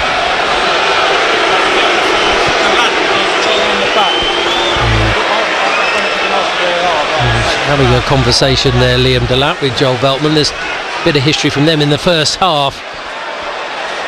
Veltman went in strongly after he had been shrugged. Tony Harrington having a word there with the Ipswich striker, probably the right thing to do, to see whether he needs to take it any further as the game progresses. Well, it might change his attitude now, Johnny. He might stop charging into people. Yeah, now he's on a yellow card. 4 minutes gone of the second half. It's still 0-0. Albion playing it out from the back. Verbruggen sending it to the left-hand side to Adam Webster, former Ipswich Town defender. Strapping on his left wrist actually tonight. Back to his keeper again. That was done at half time, Johnny. Strapping. Yeah. Here's Pedro getting it out there to Estupinian. He's charging forward. 3 in the middle waiting for a cross. Curled in towards Adingra. He takes a touch, spins, turns. It's blocked by the defender. Well, he could have pulled it back from Mitoma, but he got the shot away. Forced Ipswich into a... Was it a shot though? They wouldn't have reached the goalkeeper, Johnny. He wouldn't hit the defender. Was that weak shot? It wasn't the most powerful. We'll give him that. The old spin and turn. But good link-up play. Yes. On the left-hand side. Pedro coming short, then getting it out there to the wide man, which in that occasion was Pervis Estupinian. Ipswich, who've now registered their one and only home win. That was a 2-0 victory against Chelsea here at Portman Road. They have drawn as well though against Fulham, Villa, Manchester United and Leicester. You can see there Ayari, great run from Mitoma off the wing. He needs somebody running behind though. When he's created that space and Mitoma, defenders come with him, he needs Estupinian running behind. They've been very slow on the build up here. Webster actually standing on the ball. Eventually goes to Estupinian, no way through on that occasion. Albion dominated possession in the first part of the first half. Dingra trying to make the pitch very wide on this right side, but the ball is over on the left with Ayari. Not sure where they're going just at the moment, but certainly taking their time. Maybe Mitoma can do something here as he jinks to come inside. Reverse ball into O'Reilly. Defended well, but it comes back to a yellow shirt. Albion go again. O'Reilly gets it out there to Pedro. Pedro into the box, drifting into his left side. And just the defender just enough to block him off and see the ball out for a goal kick. Boos around. They feel that that's the second time Joao Pedro's gone down unnecessarily. I think he stood his ground, hasn't he, and put his body there, and Pedro's run into him. I think you have to do better, don't you? That's too easy. Yeah, Leif Davis just drifting past Adingra far too easily. Now he's got past Van Hecke. Veltman's having to travel to get back there. Just caught by Davis. Yeah, you know what? Veltman's very clever though. He knew he got in front of Leif Davis and slowed down. So Leif Davis just runs into him, falls down, free kick. Thanks for coming. It's good defending in my book. Oh, what I mean? Yeah. Clever. Not so clever from Simon Adingra, who allowed Leif Davis to get past him very easily on this near side. Game tied at 0-0. It's a goalless draw at the Amex. Albion, of course, with 4 draws in the last 4 Premier League games. Back pass a little bit short there to Walton, and then Pedro's gone colliding into the Ipswich keeper. Not sure what will happen here, whether Pedro may get a caution, but it's gone straight into the head there. I think Ipswich fans want him off. I think it's definitely a booking. I think he's caught him, but I think he's trying to get out of the way, so he's just jumped up. Well, it does hit him flush on the head. But, referee has a yellow card in his hand for João Pedro, who's now checking on the former Albion keeper, certainly turning into the pantomime villain this evening, João Pedro. I think it's Pedro and Delap, isn't it? Yeah. 2 centre forwards. 2 centre forwards vying for that role. Maybe they're both maybe a little bit frustrated they haven't had too many clear-cut opportunities in the game, Warren, but maybe that may have something to do with it. Walton is up. Looks like he's going to be okay.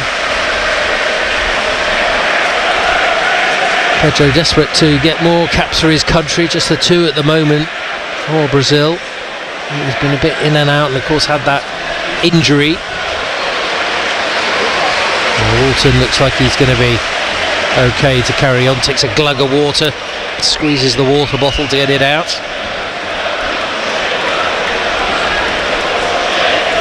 Albion desperate to try and pick up another away victory. On form at Everton, Newcastle and Bournemouth to pick up all 3 points in those 3, and they really do need to get back to winning ways if they can after this winless streak extended to 8 games now. Believer turned into a good pass to Delap for Ipswich, chasing down the right, pulls it out wide. Estupinian in there across. Burns is going to challenge for it, forcing a mistake from Estupinian. Still not out of play. He's got past another defender, but across there is Ayari. Estupinian, I think he's down hurt. He's sort of half got up, and then he's now stayed down, much to the annoyance of the Ipswich Town fans. Yeah, you don't want to start throwing things at him, and that, to be fair, that's good. O'Shea saying, look, why are you throwing things? Rightly so as well, you shouldn't be throwing things. Yeah, you can see that down there. But Estupinian is clutching one of his legs, still on the ground at the moment. It will be a throw for Ipswich Town, right down by the right corner flag. He's gradually getting to his feet. 0-0 here at Portman Road. It's 0-0 at Old Trafford as they head towards half-time in the 8 o'clock kick-off tonight. Manchester United taking on Southampton in that one.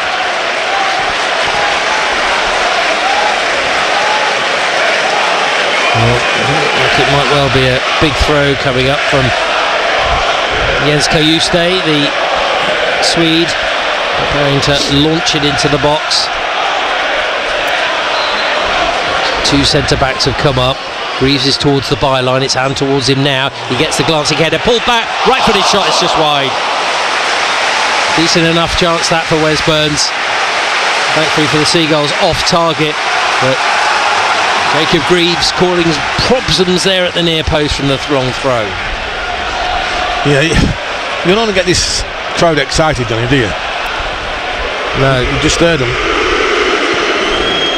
Yeah, absolutely. The few pantomime villains in this Brighton side tonight, isn't there? There is. Estupinian's being booed, Pedro's being booed, Beltner's being booed a fair amount as well, but he's dragging back Broadhead there, and that'll be a free kick which gets a really big cheer, one of the biggest cheers of the night. But they're sucking you in, Johnny, aren't they, to the trap? Yeah, that's how it feels at the moment. And now there has been a goal at Old Trafford. Southampton lead by a goal to 0. Agate, an own goal. So just when they thought that they maybe have turned a corner, problems against the bottom side. Albion heading there at the weekend. They'll turn the corner. Just keep going around the roundabout. Can't get off it. They should try driving at East Anglia. There's enough of them up here. The shout is Solly March over on the far side to the tune of Daddy Cool. For our younger listeners, that was a song in the probably, is that late 70s, early 80s perhaps? Is Adam Webster using Van Hecker to the right, Veltman, and played in behind, and Ayari's got there into the box. Drags it back on the angle. O'Reilly takes a touch, then tees it up for Mitoma. He hits it low. It's under Walton, and Albion have the lead. Good work down this right-hand side. Persistence from Yasin Ayari. Unselfish from Matt O'Reilly, and the finish from Kaoru Mitoma. Ipswich Town 0, Brighton and Hove Albion 1. He had a bit of luck there, Johnny. First of all, the centre half. I think it's Greaves, isn't it? He tries to cut the ball out. He puts it in the path of Ayari, I think it was, wasn't it? And then he squares it to O'Reilly. He doesn't want to shoot. He squares it to Mitoma, whose shot's not the strongest, if I'm really honest. But it's gone underneath the goalkeeper, or the keeper's door over there. I'm not too sure. I haven't got replays, but it's in the back of the net, 1-0. Well, I thought the touch from O'Reilly and the chance might have gone, but it's great to see Kaoru Mitoma on the score sheet. Only Shinji Asaki has got more Premier League goals than the Seagulls winger. And he popped up at the right time there. I have to say, I didn't really see that coming, but Albion will take it. I think it's the three centre-backs, Johnny, or the two centre-backs of Ipswich. They do struggle, don't they, defending-wise. It's okay when they're in front of them, defending. They will go with your man and short, but when they get turned around, balls in behind, you can see the problem. And if he lets that ball go from Veltman, it runs to the goalkeeper more or less, isn't it? He's trying to cut it out and he's put it into Ayari's path. Yeah, I mean, maybe a little bit fortunate, but you've got to use your luck at times. Albion have the lead. It was quite interesting because we heard the chant for Solly March. Jorginho Ruta was warming up as well, and suddenly Mitoma pops up with a goal, so maybe changed their mind. But Lewis Dunk is off his seat down there as well, so I think Kiwi aren't coming on with foul there by Veltman on Broadhead. Just saying that's a couple of times now from Joel Veltman. Tony Harrington just saying stop talking. Minte, Ruta getting stripped, the three of them.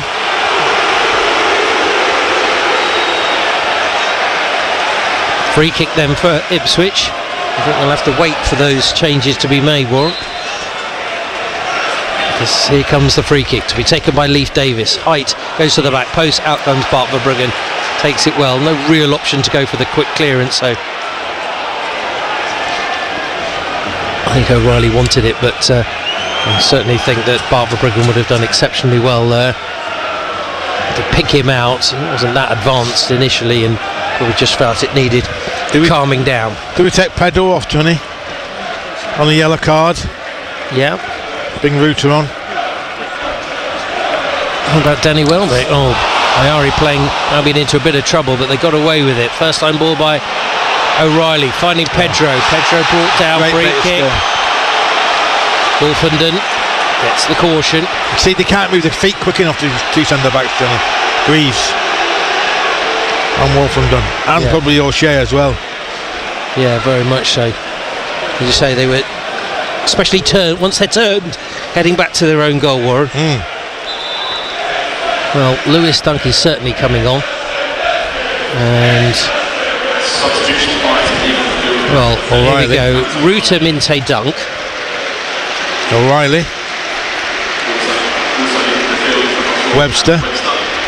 Yeah. Well, that's probably he's played 60 minutes, Johnny. Yeah. He's coming off in the red zone. And looks like Simon Adingra is the other person to make way.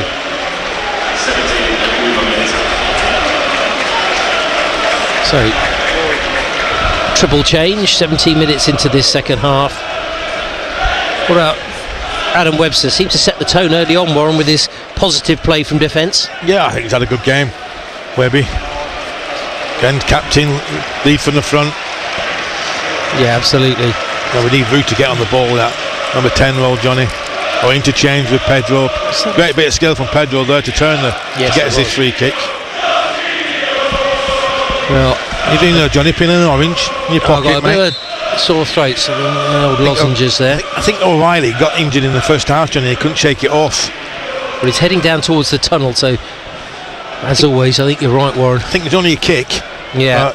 He's not shook it off, so. It hasn't quite happened for O'Reilly, has it? Early injury against Crawley. Good players get kicked, Johnny, don't they? And fouled. Sometimes you have to go through the pain barrier. I think there's more to come from him. Yeah, I don't think we need to worry too much about that. He's got an assist today, hasn't he? Happy with that? Yeah, absolutely. So Dunk is on. He's playing on the left and Hecker on the right. Iari with the backward pass there to Belieber. Comes off the defender. O'Shea drilled it against Pedro. Long clearance. Tracking back there is Estupinian. Booed as he goes. I think Lewiston coming on as well, a bit calm and influence. Yeah, maybe Fabian Hertzler sensed that. Long ball forward for the Albion. Pedro with a header out wide to the goal scorer Mitoma. They have to come out now, Johnny, and Wes Burns won't want to be tracking back all the time. He wants to get forward. Stupinian trying to put the block in there as Mitoma tried to attack, but cleared by Calvin Phillips. First touch for Lewis Dunk, who's now received the captain's armband from Adam Webster. Half-time at Old Trafford. Manchester United trailing by a goal to nil.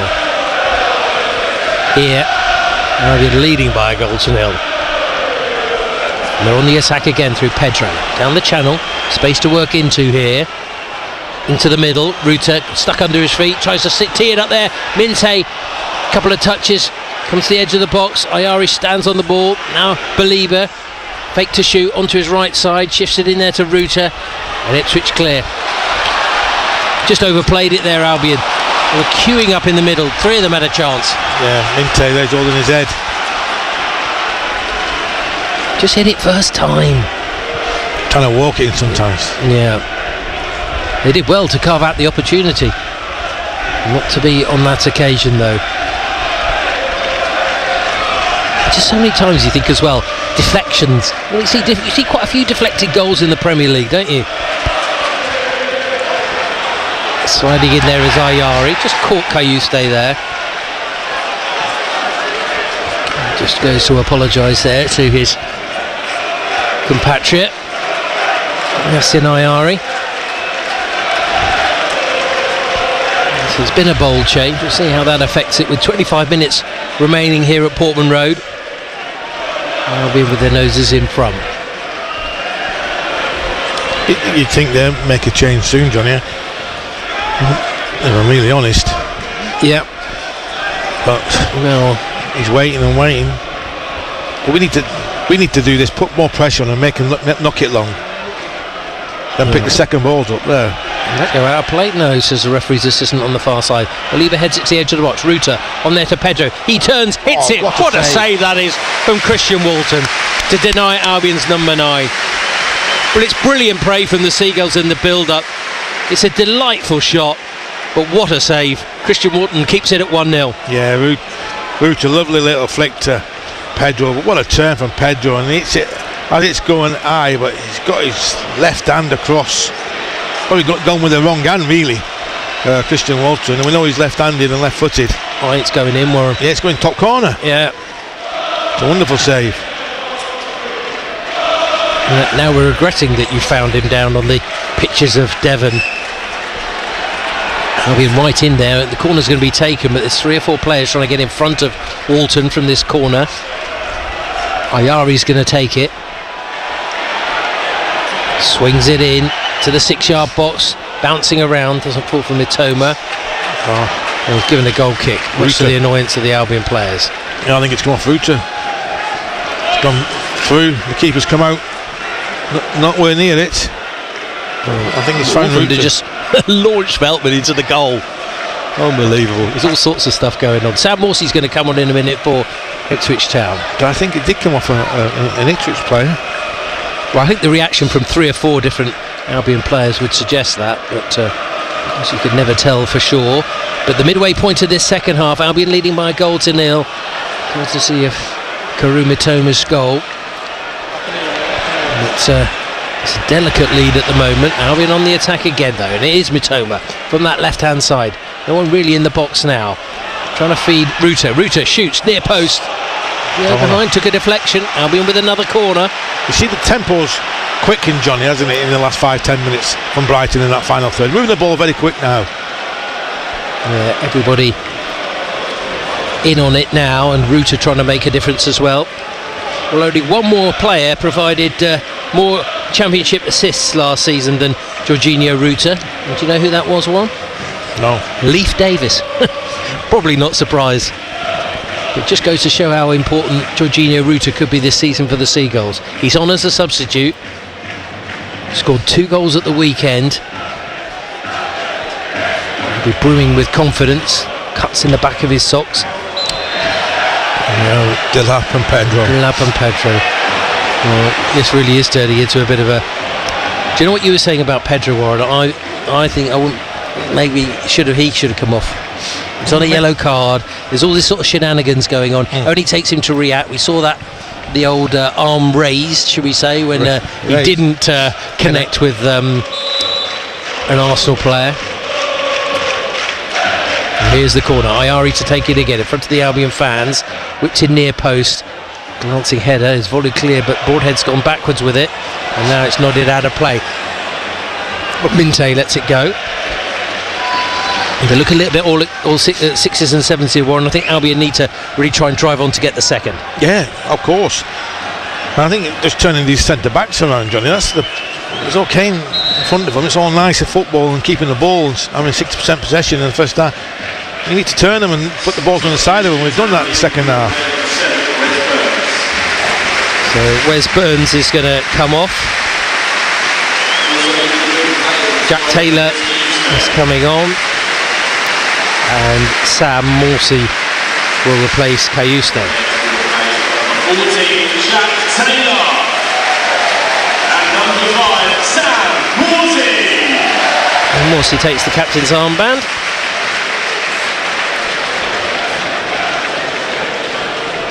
And he'll jog back into position. So a couple of changes made by Kieran McKenna. We do have a few players that can make a difference from the bench, the likes of George Hurst, Jack Clark. Usually they come on a little bit later, but we'll have to wait and see. I'm sure they will emerge at some point as Ruta tries a fancy back heel down by the corner flag.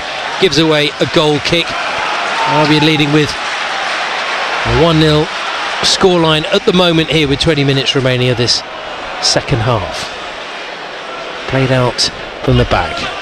To Leif Davis for Ipswich, up there to Delap. Delap turns Van Hecker into the middle for Ayari. Ayari taking it forward, drags it to the left. Pedro, edge of the box, curling ball towards the back post, headed away by Leif Davis. No one really there to get to the second ball for the Albion. And Calvin Phillips spreads it wide. He challenged there by Van Hecker again. Coming forward is Minte. Uses Mitoma again, one touch to try and get it under control, but it was a heavy one, and then he couldn't get the shot away. Ipswich trying to break, but Lewis Dunk comes forward to gain possession back for the Albion. It's the first touch from Mitoma. Yeah. He didn't want to hit it first time because it was coming towards him. He thought he might get underneath it, but... Well, you get underneath it, don't you? But it's worth a pop there. Yeah. You're running into a lot of players trying to take a second touch and a third touch. Thought the shot was on. Yeah. Minton is to stay wide like a drink. He did stretch Davis, stretch him. Don't let him get forward. Keep him preoccupied. That's what Mitoma's doing there to O'Shea, but a little bit too much, and gives away the free kick.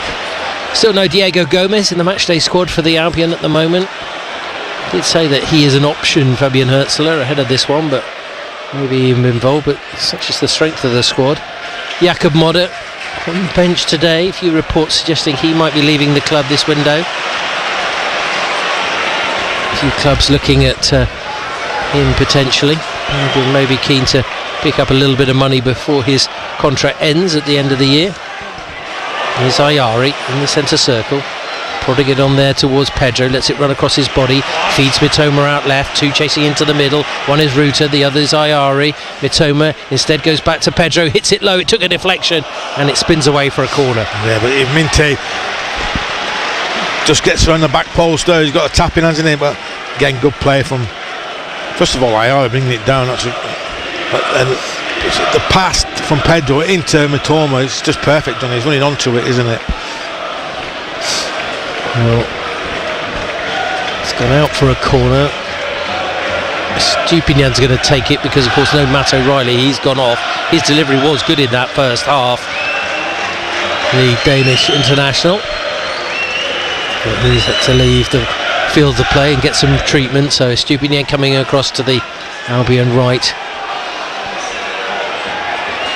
Quite the pressure on Christian Walton in the Ipswich goal just at the moment for this one, but that may come as Estupinian tries to go back post, and coming around the back was Lewis Dunk, and Delap did enough just to unease him, really. I think he has to be stronger, Lewis Dunk, Johnny, if I'm honest. Yeah, I think you're right. I think he's a little bit more of a physical presence there, Delap.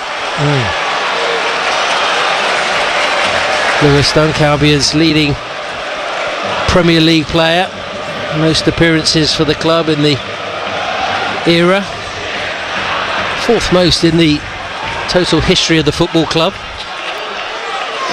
The third is Norman Gall, formerly of this parish. Best regards to Norman. Here's Ruta doing well, down the right, getting to the byline, didn't want to cross it with his right foot, just holding it up, keeping possession. Well, again, nobody in the box, Johnny. Yeah. I mean, you look up and then you think, oh, that's a terrible ball by Believer. Across the pitch, it's meant to be simple. He's giving it to Hutchinson. Hutchinson coming through the middle. He does make up for it, though. He got a touch on that. Hutchinson frustrated. The referee hasn't given the foul. Well, if you're going to make a mistake, you need to make amends. And that's probably what Carlos Believer did there. Yeah, good recovery from him. Went to ground to slide tackle. Got the ball, got the ricochet. It's just a simple pass across field, John, isn't it? Just those lapses of concentrations that Carlos Believer has. That's why I think something that you don't get necessarily with a Moises Caicedo. Suma made a mistake yesterday for a Tottenham in the North London derby, didn't he? Here's Ayari. Still going up to Ruta. Ruta out wide. Veltman keeping it going. Ruta, a couple of yards in from the touchline, trying to jink past a couple. Ayari recycles. Holding on to possession here into the final 15 minutes of the second half. Albion still leading by that Kaoru Mitoma goal. Across the back line from Dunk to Estupinian. Hutchinson in late. Advantage play because Mitoma has it. Left side of the box. Trying to just a little flick ball into Joao Pedro. Didn't come off, and Ipswich trying to break up the pitch. Dunk comes across there and got caught. And he's gone down there. Put out by Veltman. I think it was Jack Taylor. I think it's a substitute. He slid into trying to win the ball, Johnny, or keep the ball, and Lewis Dunk slid in trying to win the ball from him. But he just got there in front of Lewis Dunk and just caught with the follow through. Yeah. Could have been nasty. Of course, he's been troubled by this calf injury, Lewis Dunk.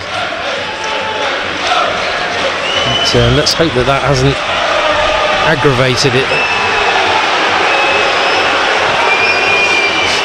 He's on the ground now. In no rush, obviously. Well, I'll be looking to hold on to this winning position. Actually, in a very similar position, these two sides, in terms of dropping points from winning positions. Only Fulham have dropped more than the Seagulls. 19 in total from the Cottagers. Welbeck on, Pedro off. I think that's the right decision, Warren. Yeah, I agree, Johnny. He's been playing well the last 15 minutes, though, Johnny. He's played well all game. The last 15 minutes, he's turned up the tempo and turned the two centre backs quite easily, especially Wolfenbein. But just keep wrap him up. They've done 70-80 minutes. So. Yep.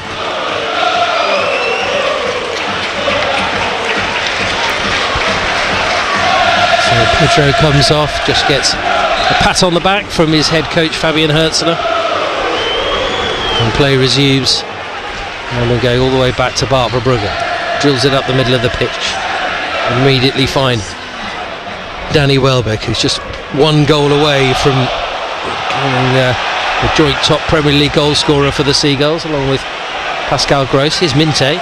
Minte looking up, too close to the keeper. Poor choice there. He apologises, Minte. Got to be better delivery. Ipswich urged to get it forward, and that's exactly what they've done. Van Hecke coming across, headed away from Liam Delap. They retrieve quickly, they want to get it going. Leif Davis, forced back by Minte. Yeah, it was a good kick from Bruggen there, challenged. Minte has to be better with the pass, doesn't he? Just this final ball hasn't really come off. It's exciting, and he needs to be coached to work his way through and find his way. He's only 20 years of age, and well, he did get 11 goals under Arne Slot at Feyenoord, but little different kettle of fish really in the Premier League, isn't it? Here's Morsey, get away from Welbeck, feeds Jack Taylor with brute strength from him, and turns, finding Hutchinson in on the angle, trying to get away from Estupinian, but just didn't keep control of the ball, unfortunately, and Mitoma was there to retrieve it. He takes it to the wide touchline. I think he's fouled there. Referee agreed that. That's what I mean. Challenge by Taylor. Albion with a free kick. That's what I mean with Amari Hutchinson, Johnny. He's so frustrating as a football player. He's got everything, but he just no picture in his mind. His head down and it's just running. And there's two defenders around him. Albion to take the free kick. Whistles for Lewis Dunk, who eventually fires it up the left-hand side to Jorginho Ruta. Ruta up against Wolfenden. Little bits of skill to get it back now to Mitoma. Forward trying to find Estupinian. Just took too long, really, I think. A free kick because challenge into the back there of Purvis Estupinian by Sam Morsey, because they have an opportunity from the left side of the area. Well, he used Estupinian like a stepladder there, John, didn't he? He was climbing up his calves and everything to win the header. It's a poor decision, really, because it's only a yard outside the 18-yard box. On the left hand side. Ayari now can whip this in. All you have to do is whip it in towards the goalkeeper and get our yellow shirts across the face of the goalkeeper, so you can get a little nick or something. Yeah, anything can happen if you get the right delivery. Don't float this in. No point floating this in for that angle. Especially with their defence. Well, I think there's two in the wall, or is it maybe three? Two, I think.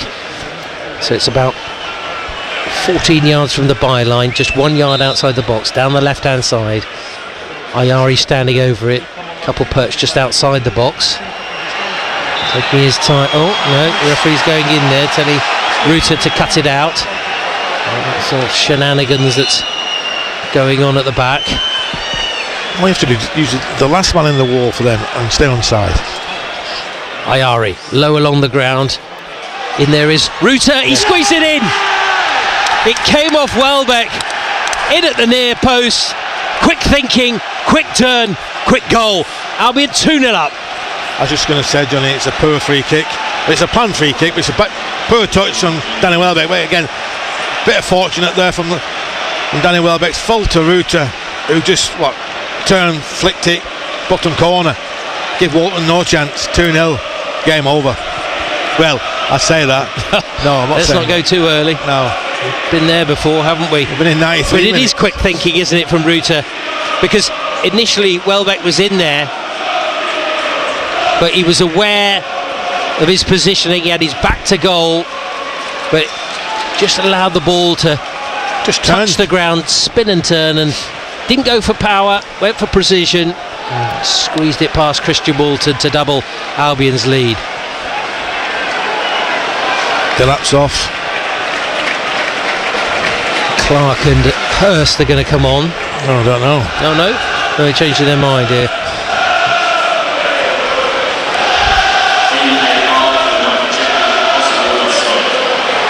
Possible offside is being checked. Oh, it's not. It's not Ruta, is it? Is it someone's maybe in the way of? Is it Kaoru Mitoma? I think the Ruta is offside when it's kicked. No, right? It's Lewis Dunk. Is he in the way of the keeper? No, he's not offside, Lewis Dunk. It's Ruta behind him. There. Although, Ruta, you mean Mitoma? Is it Mitoma? Yeah. Mitoma, yeah. Level with Woofenden, Yeah. Mitoma's behind Woofenden, but it's not affecting play, is it? No, I don't think so. Certainly not in the line. Lewis Dunk might be in the line of the keeper, but Kaoru Mitoma certainly isn't. Hurst and Clark are still waiting to come on. We're waiting for the VAR check to be completed. Michael Salisbury on duty today. Still another 7 minutes to be played. I feel like this is quite an important moment in the game, a very different matter.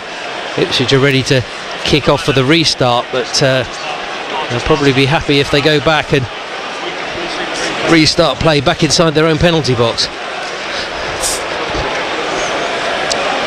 It's taking quite a long time, Warren, which I don't know whether that's a good sign or not. Close. It's a goal.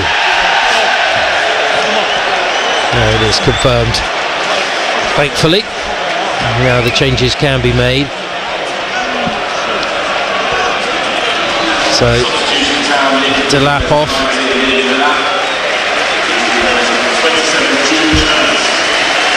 And Phillips, I think it's the other player to come off, isn't it? Phillips and Delap. Yeah, so 4 changes made by both sides now. And Albion 2-0 up, desperate to end this winless run.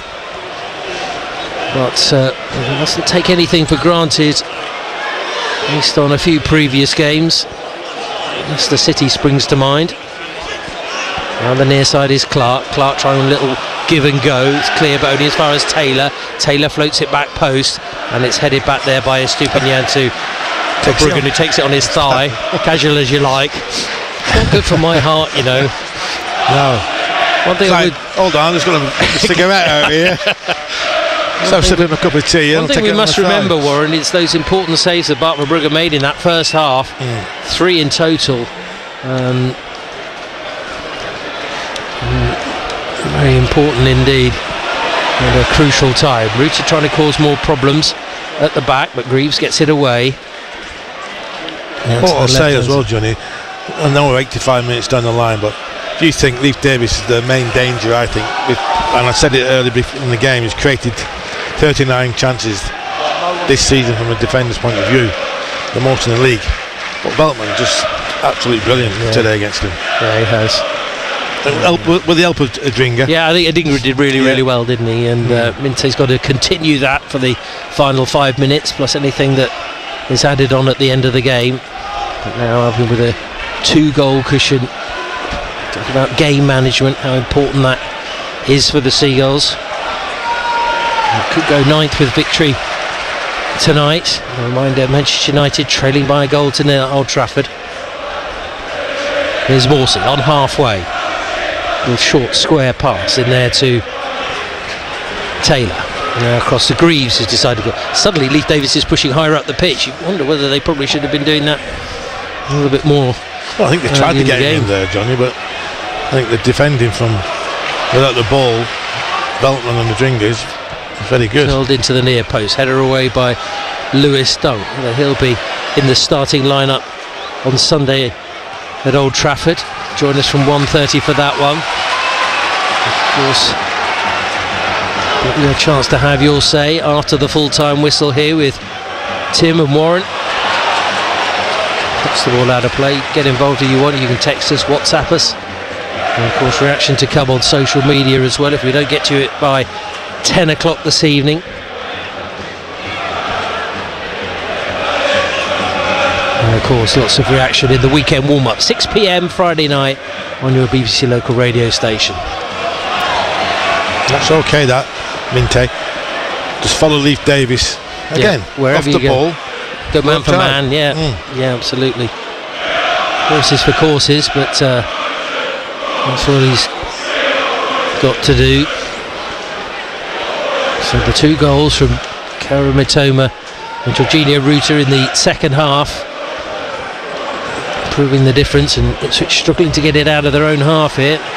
Back inside their own 18-yard box, Walton. Well, he's panicked there and dragged it across there, and it's gone out of play for a corner. You won't want to watch that one back again.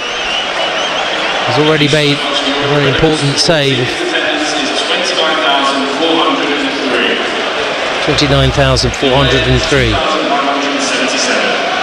2,177? 977. Probably give us 3,000 tickets. Yeah, 10%. Yeah. It's it's one of our own, I think, the Christian Walton there.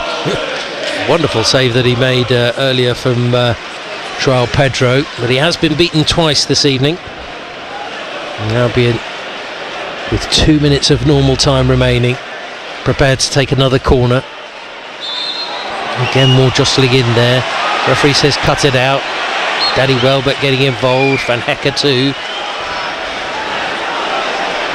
Ayari, bit more height. It's over the keeper, headed behind there by Dara O'Shea. He came out for that one, Christian Walton. He's having a little bit of a nervy few moments here. I think the corners tonight, John, have been better, haven't they? They've been working on the training grounds. These set plays. They're fighting again, right? Handbags at dawn, this is. I don't think Albion will really mind too much, will they? No. Bearing in mind that more time as well, just elapsing. Danny Welbeck. Leaf Davies trying to give Danny Welbeck a mouthful. I would say just put your medals on the table, son, on your caps. Come and chat to me later. You are a wind-up merchant, though. Well, that's what I'd say if I was playing. Danny Welbeck just have to say that. Yeah, what do you say? What you want? Well, the corner is now down the right this time. Stupinian's come across to take it. Can Albion get a third here? 3-0 win at Everton. Beginning of the season, though, not with that ball in by Stupinian. Just give your teammates a chance. Morsey heading it forward. Believer coming across, trying to get involved. Wraps it against Morsey, and Veltman, the assured, calm influence on this Albion side. Back to Bart Verbruggen, who decides to go long. Minte trying to mix it up and get in there, but Leif Davis has volleyed it clear. Dunk sees an opportunity to get it over to the left of Ruter. Back heel by Welbeck. Ruter again trying to get his teammate back underway. 6 minutes to be added on. Could have gone out wide there maybe, Jorginho Ruter, but tried to go a little bit more direct. But again, good play from Danny Welbeck, isn't it, Johnny? Yeah. Doesn't need 2 touches, 3 touches to get hold of it, does he? Just one flick, one touch finish, straight in the path of Jorginho Ruter. Nice turn there actually by Jack Clark, fouled by Veltman, yellow card. Again another big cheer. Pedro and Veltman booked tonight. Terrific. Veltman, tremendous, Johnny. Another year left on his contract, I think. Well, there's an option, I think, that can be extended by both player and club. I don't think there's any decision really to be made there, really. Such a vital player, and not a bad late birthday present. No, 3 points in the bag today, and I have to pick your man of the match. We haven't done it recently, really, Warren, have we? No, because we've been so frustrated under the draws. Yes. Yeah, have to get your thinking cap on and let us know what you think. You can let us know what you think. Maybe you've got a decision who you think should be a man of the match. Still a little bit of work to be done here in added on time. A minute and a half played of the 6. That is a minimum, of course, as well as Jack Clark floats it out to Hutchinson. Stupinian backing off. Hutchinson again using Morsey. Morsey 20 yards outside the box. Ayari trying to force him back. Now Greaves, left-footed along the ground to Davis. Morsey trying to get things ticking over in the middle. Ayari never stops running, does he, Johnny, though? He works his socks off the ball. Yeah. Give him that. Yeah, bundles of energy. Just think his passing, just if they can just try and improve on that. Minte gives away a needless free kick. Does he need to make that foul? Greaves is going back towards his own goal. He doesn't need to do it, Johnny, but he Just the frustration, probably. Not many touches. Closing down, just a bit too eager. Free kick for Ipswich. Albion with a high line. It's hoisted high towards the back post. Estupiñán goes up, loses the header though. Clearance by Minte. Spins on the edge of the box there for Taylor. Goes out wide, groans because they can't get it under control, but Hutchinson goes back to get it. Back in, away by Lewis Dunk, forcing the ball. Real power in that to get it towards halfway and away from danger. Nervy little period coming up, but it'll do Albion the... See Danny Welbeck still having a chat with Leif Davis. Kane closing down, another little word. Now Ipswich have moved it over to the right. Little ball down the channel, giving Chase's Broadhead, but it's sliding along the ground and out of play. Now Estupiñán's worked hard in the flanks, Warren, but there's another 3 minutes of added on time and change coming here as Jakob Mulder comes on. Who is your Albion man of the match? I think there have been some good performances, Johnny. I think Webster and Van Dijk, good combination. But Veltman, Johnny, for me. Yeah. He's not got forward. He's played a couple of balls, but defensive-wise, Johnny, his organisation, his chatting, when to go down, free kicks he wins, and when you're under pressure, just outstanding. Yeah, been a calming influence, and ever since Jorginho Ruta added that second goal, haven't looked really any trouble for Brugge's not had to make a save, has he? No. I think the second half they've upped the tempo second half, Brighton, in that final third. They turned these defenders down, made them turn. Everything was in front of them, wasn't it, first half? Yeah, it was a little bit too easy for them. Dunk trying to clear, that's deflected in field. Van Hecke volleying it forward, but Wolfenden does well to head it back to Walton. That was a bad ball, that, from Van Hecke. Just put his foot through it, but... Now we have 3 players chasing it as well. Now they're trying to close things down. Modder nearly got hold of Taylor there. Now up to the wide left-hand side. Leif Davis to the edge of the box. Morsey at full stretches. Believer got a touch on it. That makes it deflect out there to Mitoma, who's happy to go towards the corner flag. 2 players in there. Tries to pull it back on the angle. Cut out there by Dara O'Shea. Played out to the wide touchline on that right-hand side where Hutchinson with a little short pass wanted the return, doesn't get it. Ipswich building it.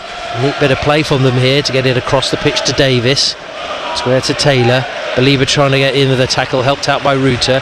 Ruta does shield the ball very well at times, doesn't he? A few players could take a leaf out of his book. Dunk calmly across there to Veltman. Veltman dragged back by Clark. Free kick. What to say, Johnny? Yeah, there it is. Well, as if anyone wanted to prove Warren's point about man of the match, there it is.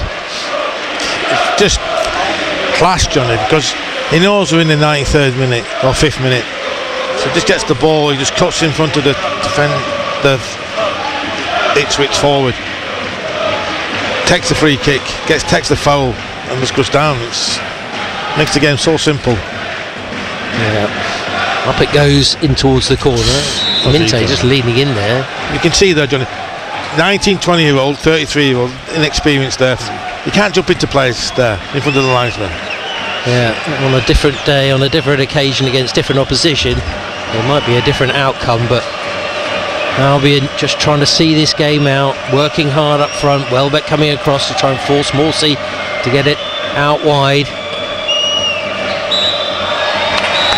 There's the final whistle. Albion are back to winning ways, courtesy of 2 second-half goals from Kaoru Mitoma and Jorginho Ruta. Their 4th away victory of the season sends them up to 9th in the Premier League table. And once they got ahead, it really was quite comfortable. Maybe not their best performance of the season, but it could be a very important one. Yeah, I thought second half, Johnny, I think played good football. Weren't trying to walk in, got crosses into the box. Good intent to turn the centre-backs around of Ipswich and then took the goals very well. I thought first half, yes, it was a bit naivety at times in the final third. Too many passes. But second half, I thought we dominated. I think we dominated possession all game. But we did second half. We did something with the possession in the final third. Options from the bench, they contributed as well. Ruta came on and did well. Ayari contributed, but I think another clean sheet is important as well, Warren. Yeah, it builds confidence, doesn't it? And you see the combinations of Van Heck, Webster, and Webster then Dunk. I thought it was very good. I think Van Heck was excellent today as well, Johnny. Yes, he was. Yeah. I'll give it to Veltman, but you could have given it to Van Heck. But yes, I thought they did well as an whole, Johnny, as a squad. I think there you could see togetherness, and we got the 3 points we needed. Well, Van Hecker there geeing up the crowd on the far side. They've been brilliant today, and also returning players. I mean, Pedro past fit to play today, and also, of course, Danny Welbeck coming on. They're starting to have options, aren't they? Yes, of course. And I just said earlier, Johnny, before the game started, when you get into one and people like Ferguson and people like that fit, they're going to be fighting for on the bench in the 11. So it's good. That's what you need. Well, it's taken a while, but Albion have got the victory that they so dearly wanted in the Premier League. Their first win in 9 fixtures.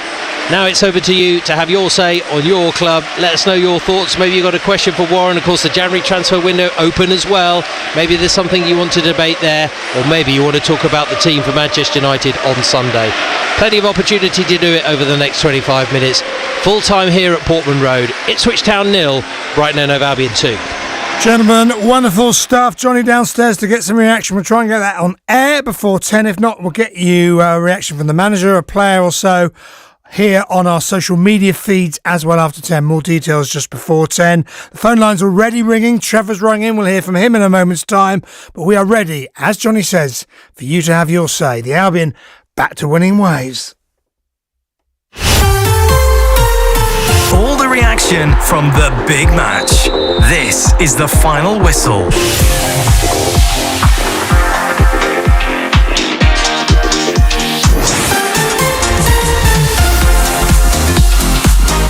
Yes, Brighton and Albion return to victory in the Premier League. They're first in 9, a solid win as well in the end at Ipswich Town this evening. Ayari's got there into the box, drags it back on the angle. O'Reilly takes a touch, then tees it up for Mitoma. He hits it low, it's under Walton, and Albion have the lead. Good work down this right-hand side. Persistence from Yassin Ayari, unselfish from Matt O'Reilly, and the finish from Kaoru Mitoma. Ipswich Town 0, Brighton and Hove Albion 1. Ayari low along the ground. In there is Ruta. He squeezed it in.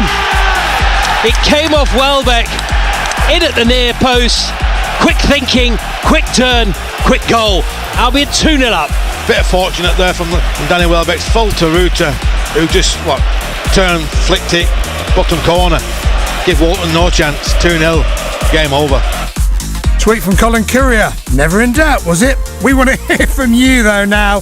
Who is your man of the match? Warren has gone for Joel Burtman, says it could have been a couple of players. Van Hecker, very good. Who was your man of the match tonight? Goals in the past week for the likes of Ruta, Enciso, and now Mitoma today. Which player is going to be key for you for the rest of the season? And can they do the double at Old Trafford on Saturday?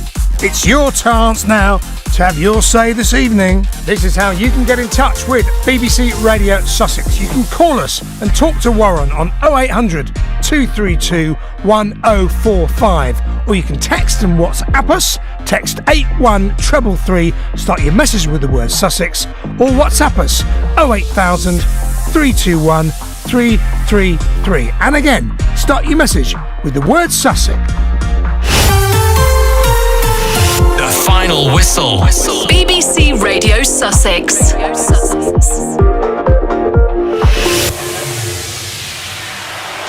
And you can hear that. We haven't heard that for a while, Warren. The fans singing at the away end at Portman Road. Long way to come for you and Johnny. Long way to come for the club and the fans. But they return with a really, really important 3 points tonight. And certainly second half, well deserved. Yeah, well deserved. And George Ruta, I don't think he got interviewed after the match by the TV crew. He's just done a little video of himself in front of the fans who love it. They love George Ruta, and like I said, he took his goal very well and get the 3 points. But we've been waiting that for 9 games. We got it on the 9th. But like I say, 6 draws, 2 defeats. But now we're back on on the running. Now let's keep the momentum going. We've got a big game on Sunday, and let's see if we can get 3 points up there. And you mentioned the route to goal. I mean, a great swivel and shot. Great swivel from Pedro, but that was saved brilliantly by Walton. They looked sharp, didn't they, eventually tonight, the players? Yeah, second half I thought they must have had a little chat at half time. Probably the manager, Johnny, was maybe asking the question, probably wasn't happy with the final third bit, taking too long. But second half, we got the ball forward more quickly. Bit of interplay from certain players and turning defenders and making them run towards their own goal, and it puts them under pressure and took the goals very well, and we could have had a couple more if it's not for Walton. Well, I'll give you the numbers again throughout this half hour. Warren here to take your calls through to 10 o'clock this evening. Trevor from Horsham has called. You're on with Warren Aspinall. Good evening, Trevor. What do you want to say to Warren about that win today? Good evening, guys. Good evening, Trevor. Hiya. Thank goodness for that. Just for once, Warren, I could sort of enjoy the last, probably 10 minutes thinking, listen, we're going to win this just for once, because we've been in that situation before, haven't we? But there was no way in a million years Ipswich were going to do what Wolves did. So, very, very pleased. I think we've learned from their mistakes against Leicester and the other one. But yes, I think it was a good performance here. Not many teams come here and win. They're on a good run. They've been on a good run. 4 points in the last 2 league games. Drawing with Fulham away. I was a little bit worried because obviously Chelsea beat them the other week, didn't they? So, but that bench today, Warren, it must be the best bench the Albion have ever had in the history, isn't it? My God, it was good. Yes, it is. But that's what Tony Bloom's put together, and the football put together with the players they bought, and that's what I'm thinking. That's what I'm saying.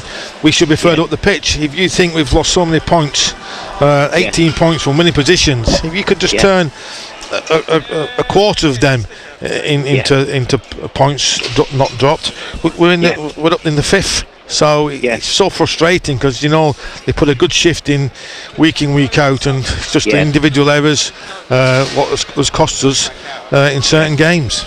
Absolutely. I haven't even looked yet. Have we moved up a couple of places? No, not a couple of places. We've closed the gap.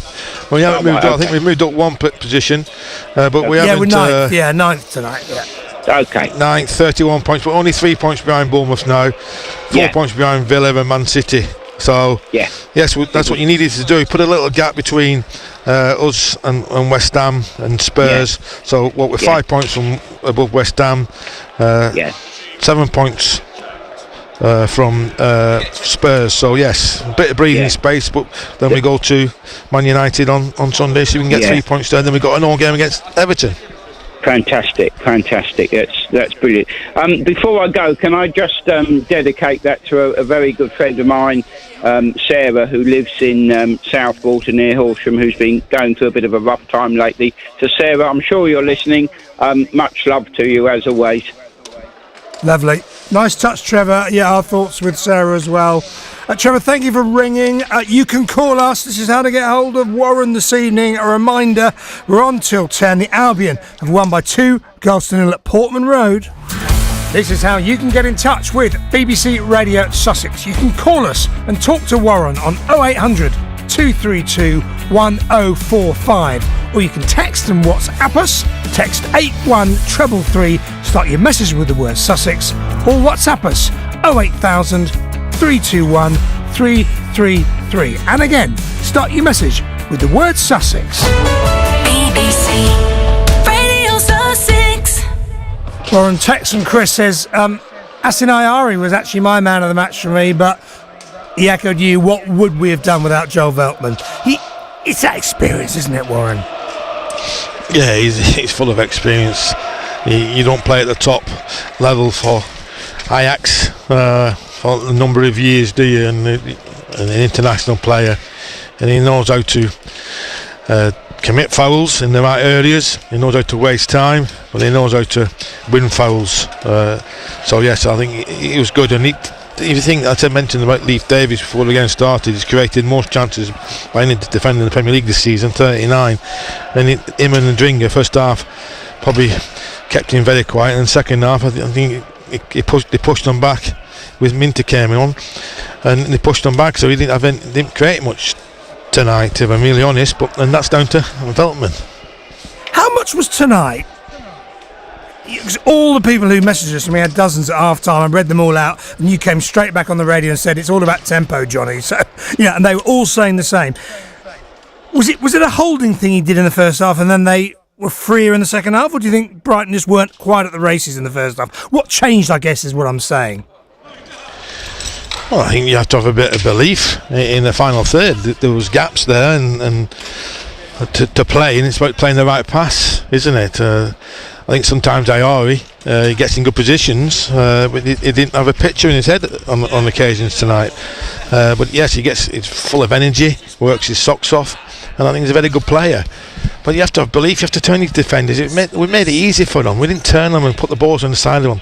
And they went man to man. So if Pedro went short, I think it was the centre back Wolfenden. He went with him.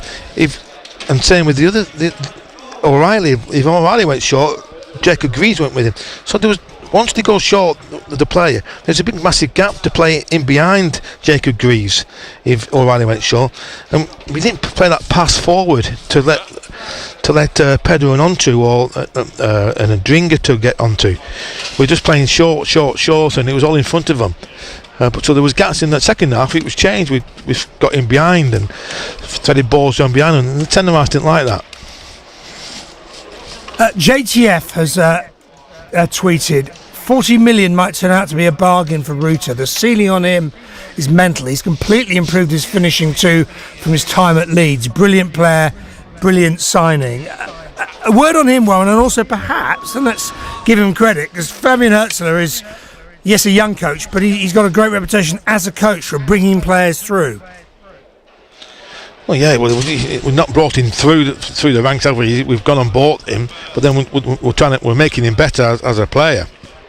£40 million is a lot of money coming out of the Championship, isn't it? We all know that. But yes, he's very strong in possession of the ball. He holds it well. He can go left, he can go right. He can play wide right, he can play wide left. He can play as a centre forward, he can play as a number 10. So he's versatile, isn't he, as well? But yeah, I think he's going to turn out to be a very good player and an asset to us, especially this season as well. Connor's given us a call. Connor, good evening once again. You're on with Warren Aspinall. Lovely to hear from you after a while. Yes, good evening, guys. Good to be back. What are your thoughts on tonight? You're on with Warren Aspinall. Yeah, brilliant. It was a little bit shaky in the first half, but I think in the end our squad got us over the line. I actually think Ipswich rolled over a little bit for us in the second half, but we needed that win. It's been too long without one in the league, so yeah, absolutely delighted. Well, I don't think they rolled over. I think the pressure told on them. I think they couldn't get out the second half. I think we were relentless, pushing players forward, pushing the full-backs forward. Stupian and Matoma played very well second half. And first half, I think it was just quite easy in front of them, passing them sideways. But we never really got in behind them. Second half, we got in behind those flicks and threw balls in behind the defenders, and it caused them problems. Yeah, I mean, it was more to the fact I just thought Ipswich, being the home side, to me it looked like they just gave up too easy. I don't know if it's because we made them look bad, but I thought they were giving us too much credit, and I thought they made us look better than what we were tonight. That's just my opinion. I thought when we went 1-0 up, I thought after that we carried on. We didn't sit back. We kept the pressure. We kept the ball very well. We know we had more possession in the first half and kept the ball very well. So second half, when we did go 1-0 up, they was always going to have to come out and chase. So that's when the mistakes make and they have to open up and probably.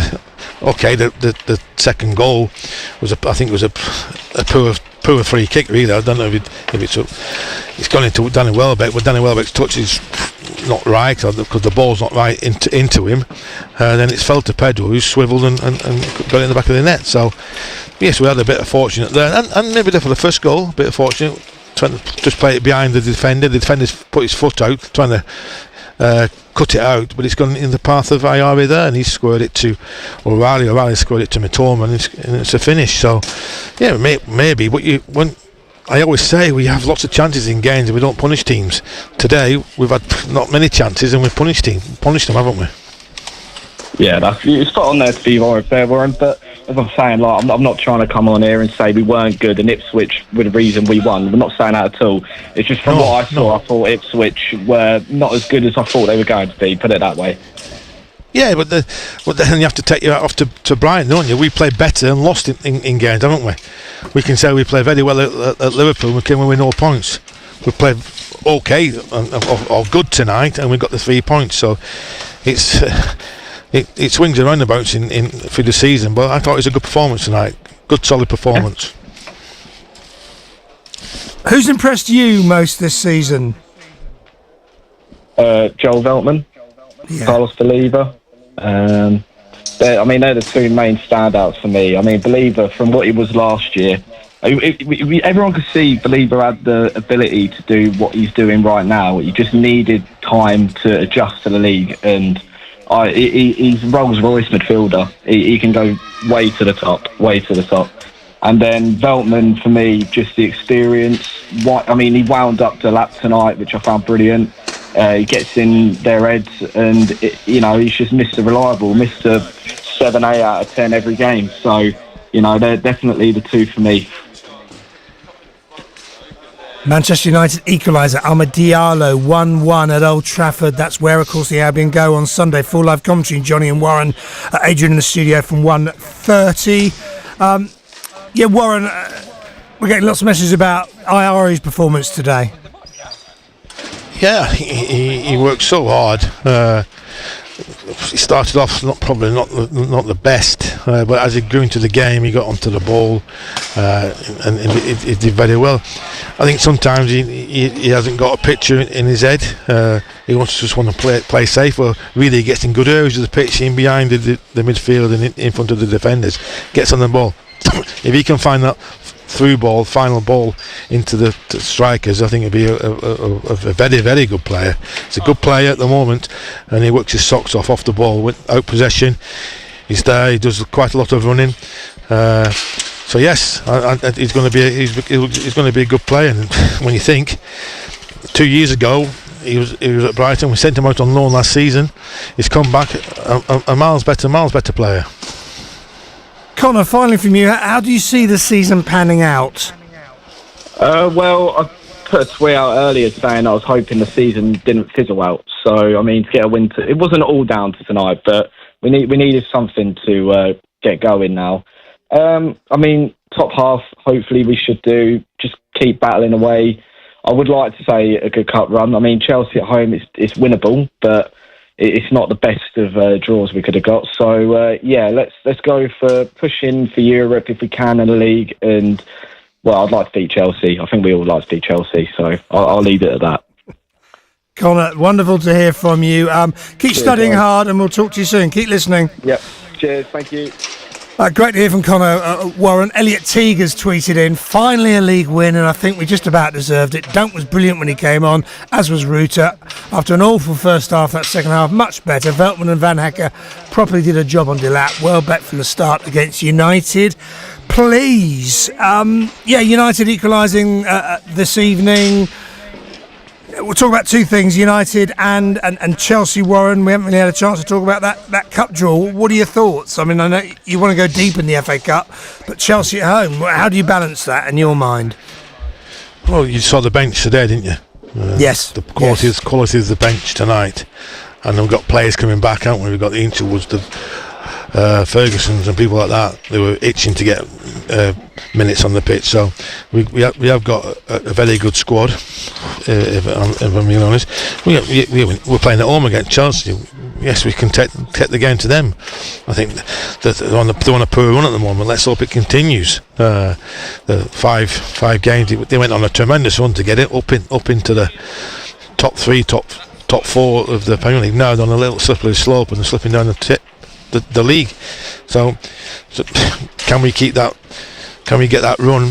If they are still losing, can we keep that run going for us? Can we put a good performance in against Man United, a good performance in against Everton, then see where that takes us and see where we are in the league? We don't forget we got them twice in a week. We got them in the cup, then on Valentine's Day we got them in the league. But let's get one game at a time, Tim. At the moment, let's see where we are with the transfers in and out, or the loans in and out. Then we'll come to Chelsea in February, won't we? But at the moment, our focus now, and the manager's focus, will be on Man United. Andy has given us a call. Andy, a very good evening. 9:45. You've got another 15 minutes, guys and girls. Do call us. Andy, you're on with Warren Aspinall. Great to hear from you again. Good evening, gentlemen. Good evening, Warren. I hope you're both well. Good evening, Andy. Oh, you've been shouting at the radio, Andy. No, like I was telling your producer, I've been poorly for most of the week, so I've come up to Ipswich because I didn't want to be, didn't want to waste a ticket, and but I want the atmosphere, and it's no good on TV, so yeah, but absolutely delighted with it. I really, really am. Mind you, I couldn't really kind of scream or shout too much, but apart from that, yeah, really enjoyed the goals, and I think they were very, very cheeky goals in the end with Matoma and Jorginho. But yeah, good scenes at the end. Great to see him going in, isn't it, Warren? For Andy making that effort. Oh yeah, that's tremendous, isn't it? I don't know. You're married, aren't you, Andy? And probably the wife's happy you've gone away. I'd give a bit of peace. But yeah, it's a long way to come, isn't it? When you're under the weather. Oh, okay. You're with him. You're with him. Yeah, okay. She's with me. Yeah, but like you say, it's a tremendous to come when you're not feeling too well. But I'm sure the 3 points will give you a bit of a lift, and you can just relax on the way home. I'm absolutely over the moon with them, Warren. It's Ipswich. We don't play brilliantly with these lower sides, and we seem to have really they kept us at bay in that first half. But obviously, Matoma gets that sneaky little goal in, and that settles us for the first half. And then obviously Jorginho, brings something out of the closet and scores again. So, that 40 million quid we spent on him was well worth the money. It's a lot of money, we know, but it was well worth it. Well, it's well worth it at the moment. We need for 40 million, we need more goals as well, don't we? So let's hope we can continue with the goals. Absolutely. I think Pedro's a little bit on the goal shy part of it at the moment. He's not really doing a great deal, but he's playing well, and that's how we need him to be going. We've got a big game against Man United at the weekend, so they've got to be fit enough and ready to go for that one as well. Andy, I mean, it was a real trip down memory lane. So what was it like being back at Pullman Road and obviously taking the 3 points? But one of the great grounds, isn't it? It's a lovely ground, and for Ipswich themselves, they've got to be, you can all see they love the ground. You can all see they love the club, and the atmosphere from them was brilliant too. And they are struggling at the moment, and obviously we wish them all the best for the rest of the season. But focusing on the Albion, we have to look forward to the next few games now and get behind them and just carry on, backing them every way we can. That's 2 wins in a row, isn't it? Yeah. It's at the end of the day, we've got to be able to continue this. We kind of broke the back of that against Norwich in the FA Cup, and it's kind of we've now got one in the Premier League, and it's kind of we've got to do, and we've got to continue it, and we've got to make sure we're strong enough to be able to now get a proper run together to be able to get back up that league where we should be. Andy, it's lovely to hear from you and your good wife. Drive safely, get home safely. But I would thought 3 points is better than any medication. Great stuff. Take care. Thank you. Cheers. Bye. Warren United have turned it round. You may have it on your phone up there. Ahmed Diallo with the second. Never in doubt. Diamond, isn't he? Never in doubt. Never in doubt. Beautiful. But you can't turn up for the big games, can you? And beat the big clubs like the Arsenal and put a performance against Liverpool and things like that. They needed that win today, Man United, didn't they? But it's what we do on Sunday, isn't it? We'll bring in down a peg or two on Sunday. Yeah. I know it's my team, but I want Brighton to win. That's for sure. It's a funny one, isn't it? They're not going to get in. They're not going to get in Europe unless they go into the songs of Europe, and then they must make a song together. The Man United team. So 3 points for Brighton. That'll be great for me on a Sunday night up there. Absolutely. Well, let's get some reaction. John's been downstairs with one of the defenders of the night. Yeah, Johnny here with Jan-Paul van Hekke. Finally a victory, JP.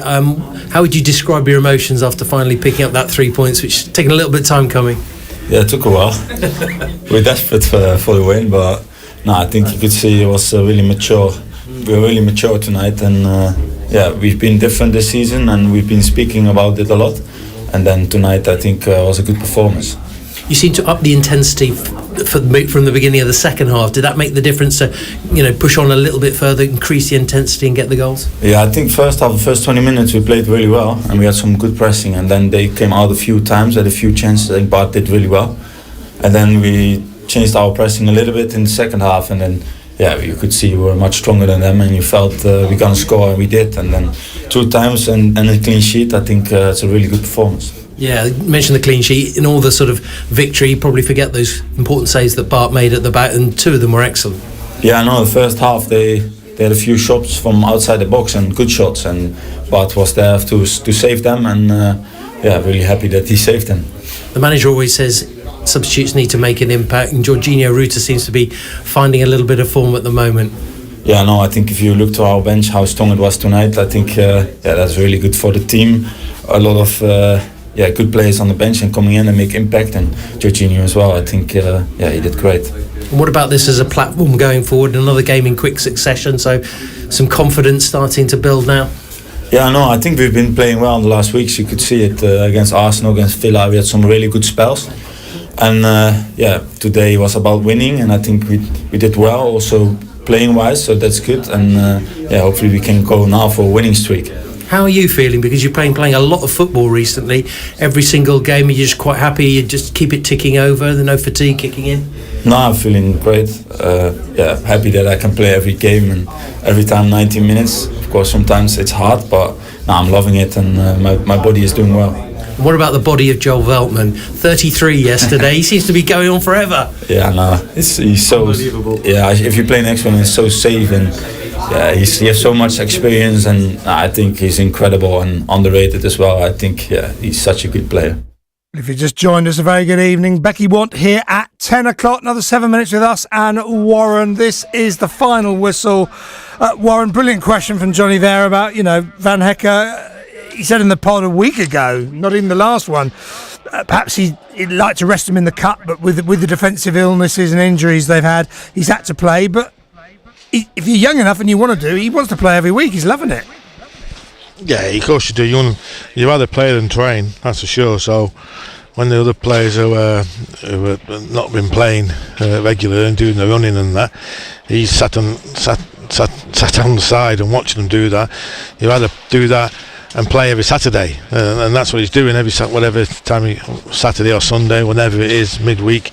You want to play every minute of every game, and that's what he's doing, and he's putting some great performances, and he's getting better and better. So that's great for Brighton, and it's great for himself. 12-minute hat-trick for Diallo now. 3-1 Manchester United. Still playing. Still playing down here on my computer. So, United will be going into the game on Sunday with the Albion with a bit of a bounce, but so with the Seagulls, Warren. Look at this. So they've got clean sheet and a win tonight. Clean sheet and a 4-0 win in the Cup, albeit against Championship opposition. Decent home point against Arsenal. Very good away point at Villa. Brentford are sniffing around them at the moment, so perhaps a point ain't too bad. It's how you look at it sometimes, isn't it? A result can change your perspective a little bit.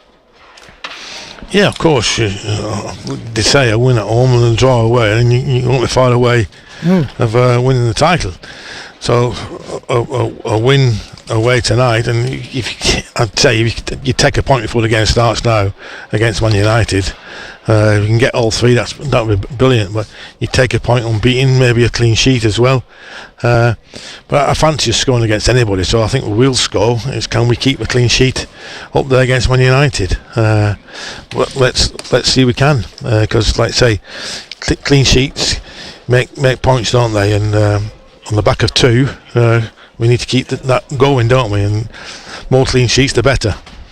Now, you talk about goals. I wouldn't want to be Fabian Herzler the next 2 or 3 days. It's a tough decision, isn't it? You've got Ruta's come off the bench and scored again. What's that, 3 in 2 games? You've got Welbeck fit again. Pedro, to be fair, really should have had a goal. Brilliant save from Walton. But who would you play? I mean, look, we talked about the strength of the bench.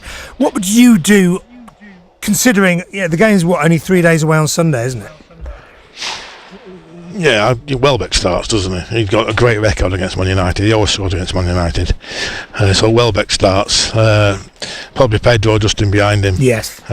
Ruta probably on the right wing. Mitoma on the left wing. Ayari and Believer centre mid. Then Dunk, Van Heck, Veltman and Estupiñán. And the goalkeeper says the same. So yes, then the people on who go onto the bench, they make a difference when they come on. You mentioned, I mean that again. That there's so much strength and depth there, and of course we still haven't seen Gomez, have we? Hinchwood's getting very close. Weafer's close.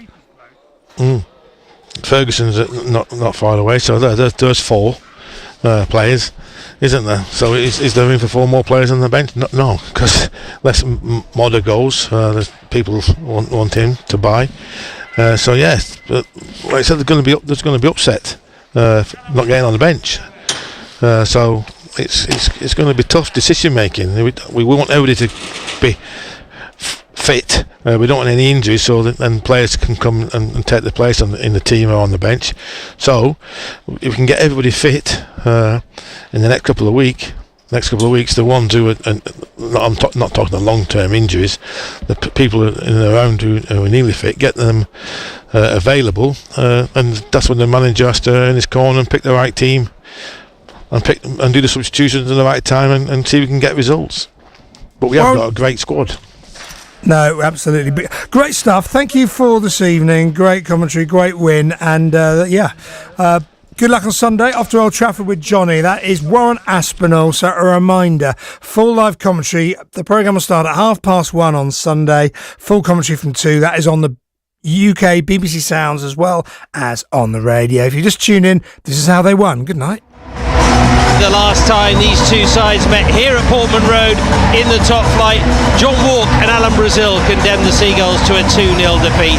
That was 42 years ago. Now Albion are looking to re-establish their push for a European place, while Ipswich, they aim to stay in the Premier League after their 22-year absence. Wolf London losing O'Shea pinging it into Delap, touch off there, finding Broadhead taking it away from Veltman, pushing down that left side, cuts in on his right, not stopped, the shot comes in.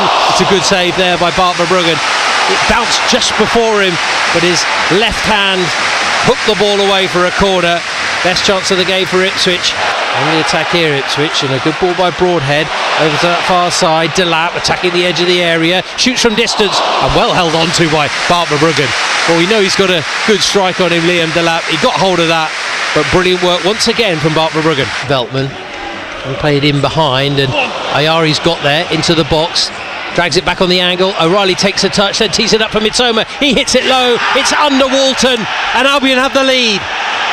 Good work down this right hand side, persistence from Yasin Ayari, unselfish from Matt O'Reilly, and the finish from Karu Mitoma. Ipswich Town 0, Brighton and Hove Albion 1. We had a bit of luck there, Johnny.